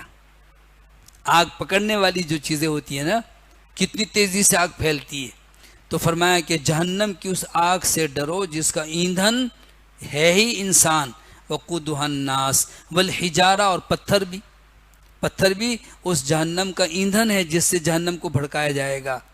پتھر سے مراد مفسرین کہتے ہیں کہ وہ بت ہیں جن کو یہ پوجتے ہیں، وہ مورتیاں ہیں، وہ مجسمے ہیں، وہ پتھر، وہ مزارات جن کو مقدس سمجھ کر سر ٹیکتے ہیں، یہ ان کے ساتھ ہی جہنم میں جائیں گے۔ اور بعض مفسرین کہتے ہیں کہ پتھر سے مراد وہ آگ پکڑنے والا گندک کا پتھر جو بڑی تیزی سے آگ کو پکڑ لیتا ہے، تو وہ والا پتھر، وقودها الناس والحجارہ، اس کا ایندھن انسان ہے اور پتھر ہیں۔ اعدت للکافرین، تو وہ جہنم کی آگ کافروں کے لیے تیار کی گئی ہے، منکروں کے لیے تیار کی گئی ہے، نافرمانوں کے لیے تیار کی گئی ہے، فرما برداروں کے لیے نہیں۔ یعنی اگر اطاعت و فرما برداری اختیار کر لو آج بھی تو پچھلے سارے گناہ معاف ہو جائیں گے، اور اگر انکار کرتے رہو گے تو پھر کافروں کے لیے تو جہنم کی آگ تیار کی گئی ہے۔ یہاں پر فعل ماضی ہے، اعدت، تیار کی جا چکی، ہو چکی تیار، یعنی جنت بھی موجود اور قائم ہے اور جہنم بھی موجود ہے اور تخلیق شدہ ہے۔ یہ نہیں کہ جب وقت آئے گا پھر اللہ تعالیٰ نے کہا ان لوگوں کو جہنم میں ڈالنا ہے تو چلو جلدی سے اب جہنم تیار کرو، نہیں، جہنم بھی تخلیق شدہ ہے اور جنت بھی ہے۔ اسی لیے زمین و آسمان کی تخلیق سے پہلے اللہ تعالیٰ نے جبرائیل امین کو بھیجا کہ جاؤ ذرا جبرائیل جنت اور جہنم دیکھ کے آؤ۔ جناب جبرائیل گئے اور آ کر کہنے لگے یا اللہ تو نے ایسی جنت بنائی ہے کہ جو سنے گا کوئی بھی اس سے پیچھے نہیں ہٹے گا، ضرور اسے حاصل کر کے رہے گا، اور یا اللہ جہنم اور اس کی سزائیں جو سنے گا اس سے دور بھاگے گا، کوئی جہنم میں نہیں جائے گا۔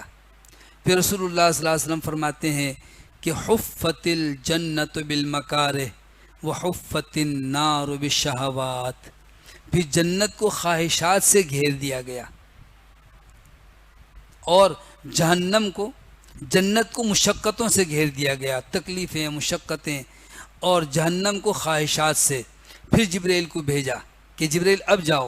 جبرائیل علیہ السلام گئے اور آ کر کہنے لگے یا اللہ اب تو شاذ و نادر ہی کوئی تیرا بندہ ہوگا جو خواہشات میں مبتلا ہو کر کے جہنم میں جانے سے بچ جائے، خواہشات کی پیروی کرے گا جہنم میں جائے گا۔ اور مشکلات سے جنت کو گھیر دیا گیا ہے، سردی ہو، گرمی ہو، دل چاہے نہ چاہے اللہ کے احکامات پر اٹھنا ہے، نیند چھوڑ دینا، نماز پڑھنا، دیگر احکامات، یہ تو اتنے مشکل ہیں کہ بہت کم لوگ ہیں جو مشقتوں کو جھیل کر جنت تک پہنچیں گے۔ مشقتوں سے جنت کو گھیر دیا گیا ہے، تو جنت بھی تیار ہے اور جہنم بھی تیار ہے، یہ ایمان ہمارا ہے۔ اسی لیے جنت کے لیے بھی اور جہنم کے لیے بھی دعائیں سکھلائی گئیں۔ آپ نے فرمایا جب تم جنت کے لیے دعا کرو تو جنت الفردوس کی دعا کیا کرو جو سب سے اعلیٰ ترین درجے والی جنت ہے، جس کی چھت رحمان کا عرش، اور جہنم سے پناہ مانگو کہ جہنم کی ادنا سی سزا، سب سے ہلکی سزا جہنم کی اس شخص کو ہوگی جس کے پیر میں آگ کی جوتیاں ہوں گی، اور بس پورے وجود کو آگ نہیں چھوئے گی، صرف پیر کے تلووں میں، اور اس سے اس کا دماغ ایسے کھولتا ہوگا جیسے چولہے پر ہنڈیا کھولتی ہے۔ اللہ اکبر، اللہ ہم سب کو محفوظ رکھے۔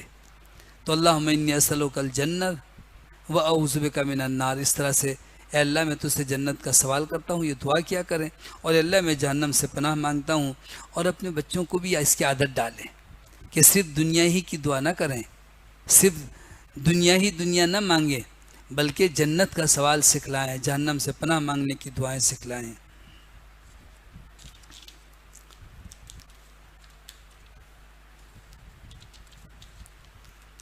جب اللہ تعالیٰ نے ان کافروں کا ذکر فرمایا اور ان کے لیے جہنم کی وعید سنائی، اعدت للکافرین، تو وہیں اللہ کا اصول ہے قرآن مجید میں کہ نیک لوگوں کا تذکرہ اور ان کے لیے بشارت بھی ساتھ ساتھ ہے۔ وبشر، اور آپ خوشخبری سنا دیجئے اے محبوب صلی اللہ علیہ وسلم، الذین آمنوا وعملوا الصالحات، ان لوگوں کو جو ایمان لایا، جنہوں نے نیک عمل کیا ہے، ان کو آپ یہ اچھی خبر سنا دیجئے، خوشخبری بتا دیجئے۔ کیا؟ کہ ان لہم جنات تجری من تحتها الانہار، کہ ان کے لیے تو جنتیں ہیں جن کے نیچے نہریں بہہ رہی ہیں۔ یہ کون لوگ ہیں جن کو بشارت دی جا رہی ہے؟ فرمایا ان کی دو علامتیں ہیں، ایک تو وہ ایمان والے، ایمان لائے ہیں، اور نمبر دو عمل صالح اختیار کرتے ہیں، صرف زبانی کلامی نہیں بلکہ عملاً وہ مومن ہے واقعی۔ تو وہ لوگ جو ایمان لائے اور نیک عمل کرتے رہے، ان کے لیے بشارت دے دیجئے ایسی جنتوں کی، ایسی جنتیں کہ جن کے نیچے نہریں بہتی ہیں۔ آپ نے دیکھا ہوگا کہ کوئی باغ، کوئی زمین جس کو پانی کی ضرورت ہو، اور تھوڑا بہت پانی بھی کبھی بارش ہو جائے، کہیں پانی پلا دیں تو درخت ہرے بھرے ہو جاتے ہیں، لیکن جہاں نہر بہہ رہی ہو، ہمہ وقت پانی مل رہا ہو، وہاں درختوں کے کیا کہنے۔ کبھی آپ دیکھیں نا کہ نہروں کے کنارے جو درخت ہوتے ہیں یا اس کے اطراف میں جو باغات ہوتے ہیں، تو نہر کبھی دنیا کی خشک بھی ہو جاتی ہے، وہ تو ہمیشہ بہتی ہوئی نہریں ہیں۔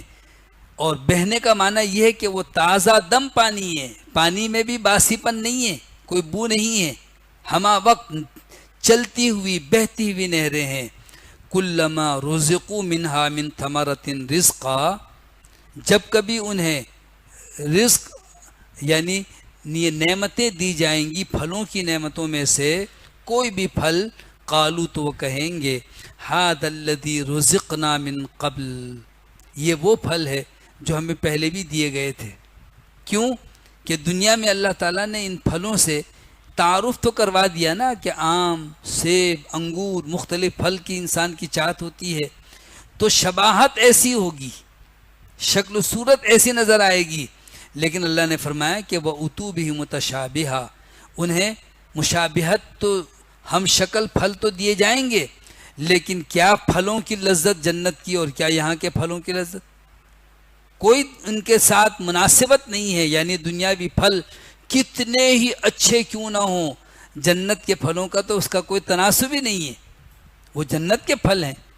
بعض مفسرین کہتے ہیں کہ یہاں پر جنت ہی کے پھلوں کا تذکرہ ہے کہ ایک دفعہ جو پھل وہ کھائیں گے، دوبارہ بھی وہ اسی جیسا دیکھ کر کہیں گے ہاں ہمیں یہ کھانا ہے، لیکن اب ان کا ذائقہ تبدیل شدہ ہوگا، اس سے بھی کہیں زیادہ، پھر اگلی دفعہ کھائیں گے تو پھر ذائقہ، ہر دفعہ شکل و صورت ایک جیسی، لیکن ہر دفعہ ان کو جو پھل دیا جائے گا ذائقے میں بہتری اور تبدیلی آتی رہے گی۔ کلما، جب کبھی بھی، رزقوا منہا من ثمرۃ رزقا، انہیں دیا جائے گا پھلوں میں سے کوئی بھی پھل بطور رزق، قالوا، تو کہیں گے ھذا الذی رزقنا من قبل، یہ وہی ہے جو ہمیں اس سے پہلے بھی دیا گیا تھا۔ وَأُتُوا بِهِ مُتَشَابِهًا، حالانکہ وہ تو متشابہ، ہم شکل دیے گئے ہیں، لیکن ہر دفعہ پھل الگ الگ ہوں گے۔ وَلَهُمْ فِيهَا أَزْوَاجٌ مُطَهَّرَةٌ، اور ان کے لیے ان جنتوں میں پاکیزہ بیویاں ہیں۔ ازواج زوج کی جمع ہے، یعنی ان کی جو بیویاں ہیں، ان کے جو جوڑے ہیں، وہ بڑے نفیس اور بڑے ہی عمدہ اور پاکیزہ ہیں۔ کہتے ہیں پاکیزگی کا تعلق دو چیزوں سے، وجود کے اعتبار سے بھی اور اخلاق کے اعتبار سے بھی۔ وجود کے اعتبار سے تو یہ ہے کہ جنت میں جانے والے تمام انسان، مرد ہوں یا عورت، تمام علائشوں سے پاک ہوں گے، کھائیں گے سب کچھ، لیکن ایک ڈکال لیں گے مشک جیسی اور کھانا ہضم، نہ قضاء حاجت کی ضرورت پیش آئے گی، نہ تھوک اور ناک اور بلغم، کوئی چیز نہیں، نہ کوئی پسینے میں بدبو، بلکہ نفیس عمدہ قسم سے ان کے جو ہے خوشبو آ رہی ہوگی۔ اسی طریقے سے ازواج مطہرہ میں ان عورتوں کے لیے بھی اللہ نے فرمایا کہ وہ بھی ہر قسم کی ان تکلیفوں سے پاک ہوں گی۔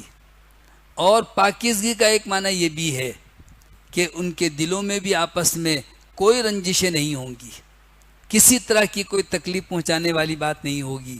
ازواج مطہرہ، پاکیزہ بیویاں ہوں گی، وہم فیہا خالدون، اور یہ اس میں ہمیشہ رہنے والے ہیں۔ جب جہنم کا تذکرہ آیا تو اس کے ساتھ جنت کی بھی اللہ تعالیٰ نے مختصر سے الفاظ میں ایسی صفتیں بیان کی کہ انسان اگر غور کرے کہ اللہ نے ایسے باغات رکھے ہیں جہاں پانی بہہ رہا ہے، جہاں نہریں بہہ رہی ہیں، اس قدر ہریالی، اس قدر خوبصورتی، اور پھر اس کے بعد فرمایا کہ وہ جو پھل ہیں ہر دفعہ نیا ذائقہ، اور اللہ تعالیٰ نے دنیاوی نعمتوں میں جو ضرورت رکھی ہے انسان کی، فرمایا وہاں پر بیویاں ہیں بڑی نفیس۔ رسول اللہ صلی اللہ علیہ وسلم نے جنت کی حوروں کا تذکرہ کرتے ہوئے فرمایا کہ اگر جنت کی کوئی حور، کوئی عورت اپنا دوپٹہ اگر زمین پر لٹکا دے تو پوری زمین خوشبو سے مہک جائے اور چمک اٹھے۔ فرمایا ایسی اللہ تعالیٰ نے خوبصورت ان عورتوں کو بنایا ہے۔ اور پھر یہ ساری نعمتیں وقتی اور عارضی نہیں ہیں۔ دنیا میں بے تحاشا پیسہ خرچ کر کے انسان کہیں پکنک پہ جاتا ہے یا کہیں اچھی جگہ پر ہوٹلوں میں قیام کرتا ہے، اس کے بعد پیسے ختم، واپس۔ وہاں ایسا نہیں ہوگا کہ کوئی جنت میں گیا اور کچھ وقت کے بعد کہا جائے گا جاؤ۔ جہنم میں جانے والے تو کچھ ہوں گے جن کے ایمان کی رمق بھی تھوڑی سی ہوگی، فرمایا ان کو بھی اس سے نکال دیا جائے گا جہنم سے، اور بالآخر وہ جنت میں آئے گا۔ لیکن جنت میں داخل ہونے والا شخص ہمیشہ کے لیے جنت میں، ابد الآباد۔ رسول اللہ صلی اللہ علیہ وسلم نے جنتیوں اور جہنمیوں کا فرمایا کہ جب فیصلہ ہو چکے گا، جنتی جنت میں، جہنمی جہنم میں، تو بیچ میں ایک دیوار ہے جنت اور جہنم کے، اس پر ایک مینڈا لایا جائے گا، ایک جانور لایا جائے گا۔ وہ دراصل انسانوں کی موت ہوگی، موت کو ایک جسم کی شکل میں لایا جائے گا۔ پھر کہا جائے گا جنتیوں ادھر دیکھو، وہ دیکھیں گے، کہا جائے گا پہچانو یہ کون ہے، وہ کہیں گے یہی ہماری موت ہے جو دنیا میں موت آتی تھی، یہ کون ہے؟ ہماری موت ہے۔ فرمائے گا اللہ تعالیٰ کہ جہنمیوں تم دیکھو، وہ بھی دیکھ کر پہچان لیں گے یہ ہماری موت ہے جو دنیا میں آتی تھی۔ پھر فرمایا کہ موت کو ذبح کر دیا جائے گا، یعنی اب موت ہمیشہ کے لیے ختم ہو جائے گی۔ انسان کے ایک ایک عضو کو جہنم جلا کر کوئلہ کر دے، ایک ایک حصہ بکھر جائے، ریزہ ریزہ ہو جائے، لیکن موت نہیں آئے گی، موت کو ختم۔ فرمایا جنتیوں کو جب موت کے خاتمے والا یہ منظر بتایا جائے گا، اتنی خوشی ہوگی کہ خوشی کی کوئی انتہا نہیں ہے۔ اگر خوشی کے مارے موت آنی ہوتی تو مر جاتے وہ، کہ اب کبھی بھی موت نہیں آئے گی۔ اور جہنمیوں کو جہنم کی سزا تو اپنی جگہ، صرف یہی اذیت اتنی زیادہ ہوگی کہ اب ہمیشہ کے لیے موت ختم، اگر موت آنی ہوتی تو مر جاتے۔ تو خالدین، وہ لوگ ہمیشہ رہنے والے ہوں گے، وہم فیہا خالدون، یہ لوگ اس میں ہمیشہ رہنے والے ہیں۔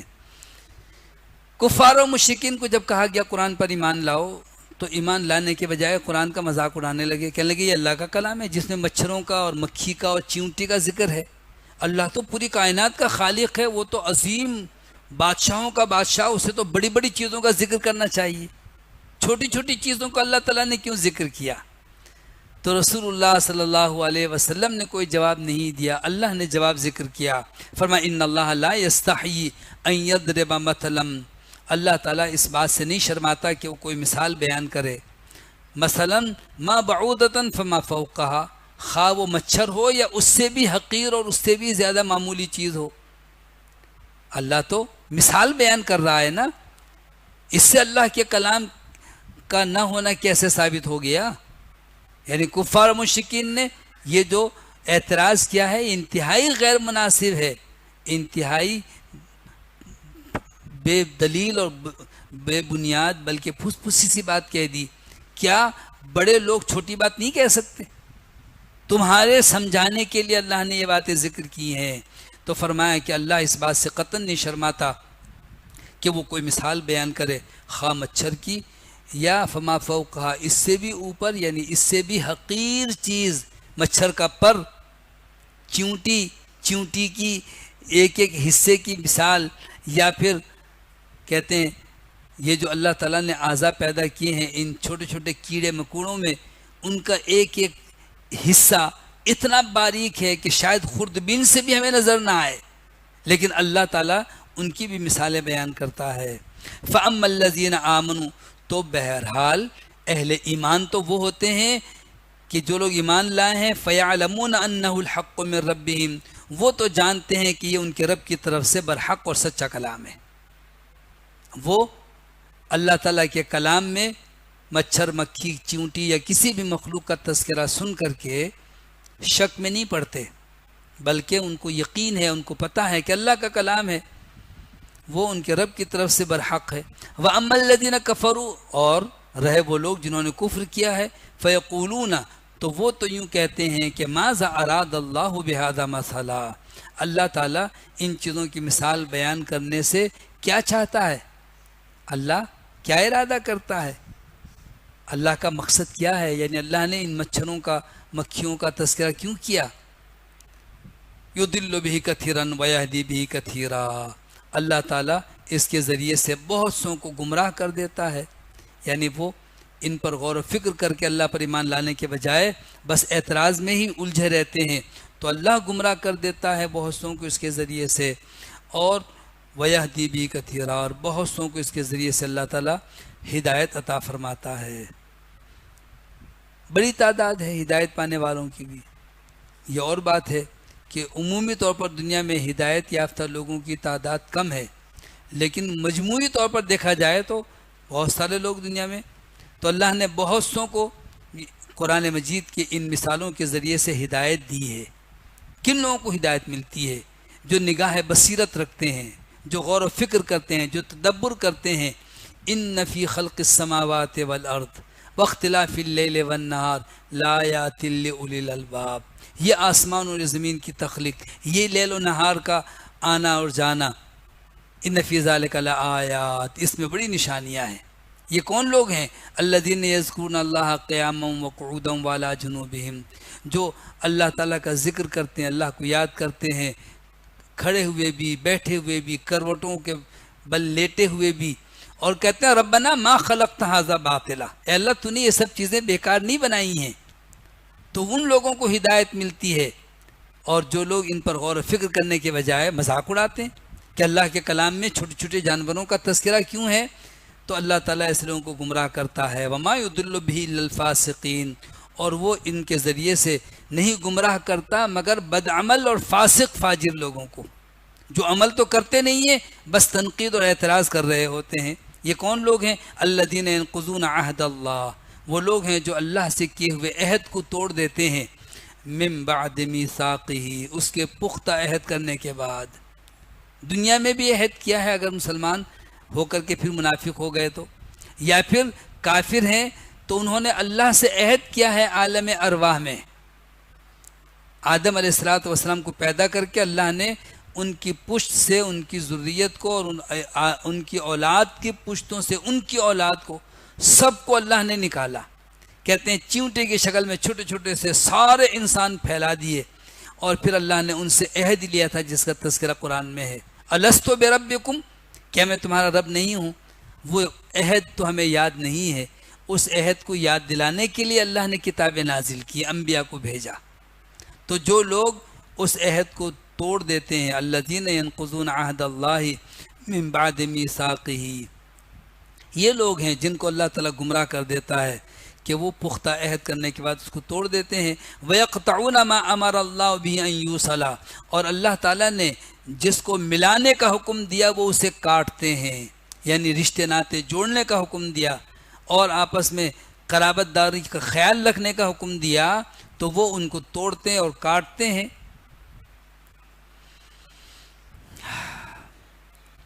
رسول اللہ صلی اللہ علیہ وسلم سے جب صحابہ نے یہ تذکرہ کیا کہ اللہ کے رسول ہم بھی صلہ رحمی کرتے ہیں، لیکن ہمارے کچھ رشتہ دار ہیں جو ہم سے ملنا نہیں چاہتے، ہم بھی نہیں ملتے، ہم ان کے ساتھ حسن سلوک کرتے ہیں، وہ ہمارے ساتھ بدسلوکی کرتے ہیں، ہم نے بھی ان کو ان کے حال پہ چھوڑ دیا۔ تو رسول اللہ صلی اللہ علیہ وسلم نے فرمایا یہ تو بدلہ ہے کہ جو تم سے تعلق قائم رکھے تم بھی تعلق قائم کرو، جو تمہیں دے تم بھی اس کو دو، جو تمہیں کھلائے تم بھی اس کو کھلاؤ، جو تم سے منہ پھیر لے تم بھی منہ پھیر لو، یہ صلہ رحمی نہیں ہے۔ فرمایا صلہ رحمی تو یہ ہے کہ جو تم سے تعلق کاٹے تم ان کے ساتھ تعلق جوڑو، سل من قطعک، اور جو تمہیں محروم رکھے ان کو تم دو، جو تمہیں کچھ نہ دے ان کو دو، یہ ہے صلہ رحمی۔ تو بڑی ہی اہم فاسق فاجر لوگوں کی علامت بتائی کہ نمبر 1 تو وہ بدعمل ہیں، فاسق و فاجر ہیں، کلام اللہ پر اور اللہ کی آیتوں پر، اللہ کی نشانیوں پر ایمان نہیں لاتے اور زمین میں فساد کرتے پھرتے ہیں۔ اور پھر ان کا حال یہ ہے کہ اللہ کی عبادت سے بھی جو وعدہ اللہ نے ان سے لیا ہے اس سے بھی وہ انحراف کرتے ہیں، اور انسانوں سے بھی تعلق منقطع کر کے ایک دوسرے سے وہ دوری اختیار کرتے ہیں، رشتے ناطے کو جوڑتے نہیں ہیں۔ وَيُفْسِدُونَ فِي الْأَرْضِ، اور یہ لوگ زمین میں فساد مچاتے ہیں، فساد پھیلاتے ہیں، بگاڑ پیدا کرنے والے لوگ ہیں۔ اولئک هم الخاسرون، یہ لوگ تو نقصان اٹھانے والے ہیں۔ کیسے مختصر سے الفاظ میں انجام اللہ نے آگاہ کر دیا۔ اگر کوئی شخص چاہتا ہے کہ خسارے سے بچے تو سب سے پہلے تو اللہ سے کیا ہوا عہد عبودیت، رب کو رب ماننے والا وعدہ وہ نبھائے، اللہ کی عبادت کرے۔ اس کے بعد پھر انسانوں سے کیے ہوئے عہد و پیمان کا بھی خیال رکھے، رشتہ داروں سے تعلق قائم رکھے، دوسرے لوگوں کے ساتھ اچھا برتاؤ کرے، اچھے اخلاق کے ساتھ زندگی گزارے۔ فرمایا کیف تکفرون باللہ، تم اللہ کا انکار کیوں کرتے ہو، کیسے تم اللہ کے ساتھ کفر کرتے ہو، حالانکہ وکنتم امواتا، تم تو بے جان تھے، مردہ تھے، پہلے تم مردہ تھے، فاحیاکم، پھر اس نے تم کو زندہ کیا۔ یہاں پر اللہ تعالیٰ نے موت کا ذکر پہلے کیا، کیا مطلب کہ جتنے بھی دنیا میں انسان یا مخلوق ہیں وہ اللہ کی تقدیر میں پہلے سے تخلیق شدہ ہیں، لیکن موت کی حالت میں ہیں، موت پہلے ہے پھر حیات ہے۔ اسی لیے سورہ ملک میں بھی فرمایا الذی خلق الموت والحیات لیبلوکم ایکم احسن عملا، وہ اللہ جس نے موت کو اور زندگی کو پیدا کیا تاکہ وہ آزمائے کہ تم میں سے کس کے عمل اچھے ہیں۔ تو اللہ تعالیٰ وہ ہے کہ جس نے تم مردہ تھے فاحیاکم، تم کو زندگی دی، ثم یمیتکم، پھر تم کو موت دے گا، ثم یحییکم، پھر دوبارہ زندہ کرے گا، ثم الیہ ترجعون، پھر تم اسی کی طرف لوٹائے جاؤ گے۔ یعنی موت، حیات، پھر موت، جو موت آئے گی اس کے بعد حیات ابدی۔ ربنا امتنا اثنتین واحییتنا اثنتین، آخرت میں کافر بھی کہیں گے کہ اللہ تو نے ہمیں 2 دفعہ موت دی تھی اور 2 دفعہ زندگی بھی عطا کی تھی۔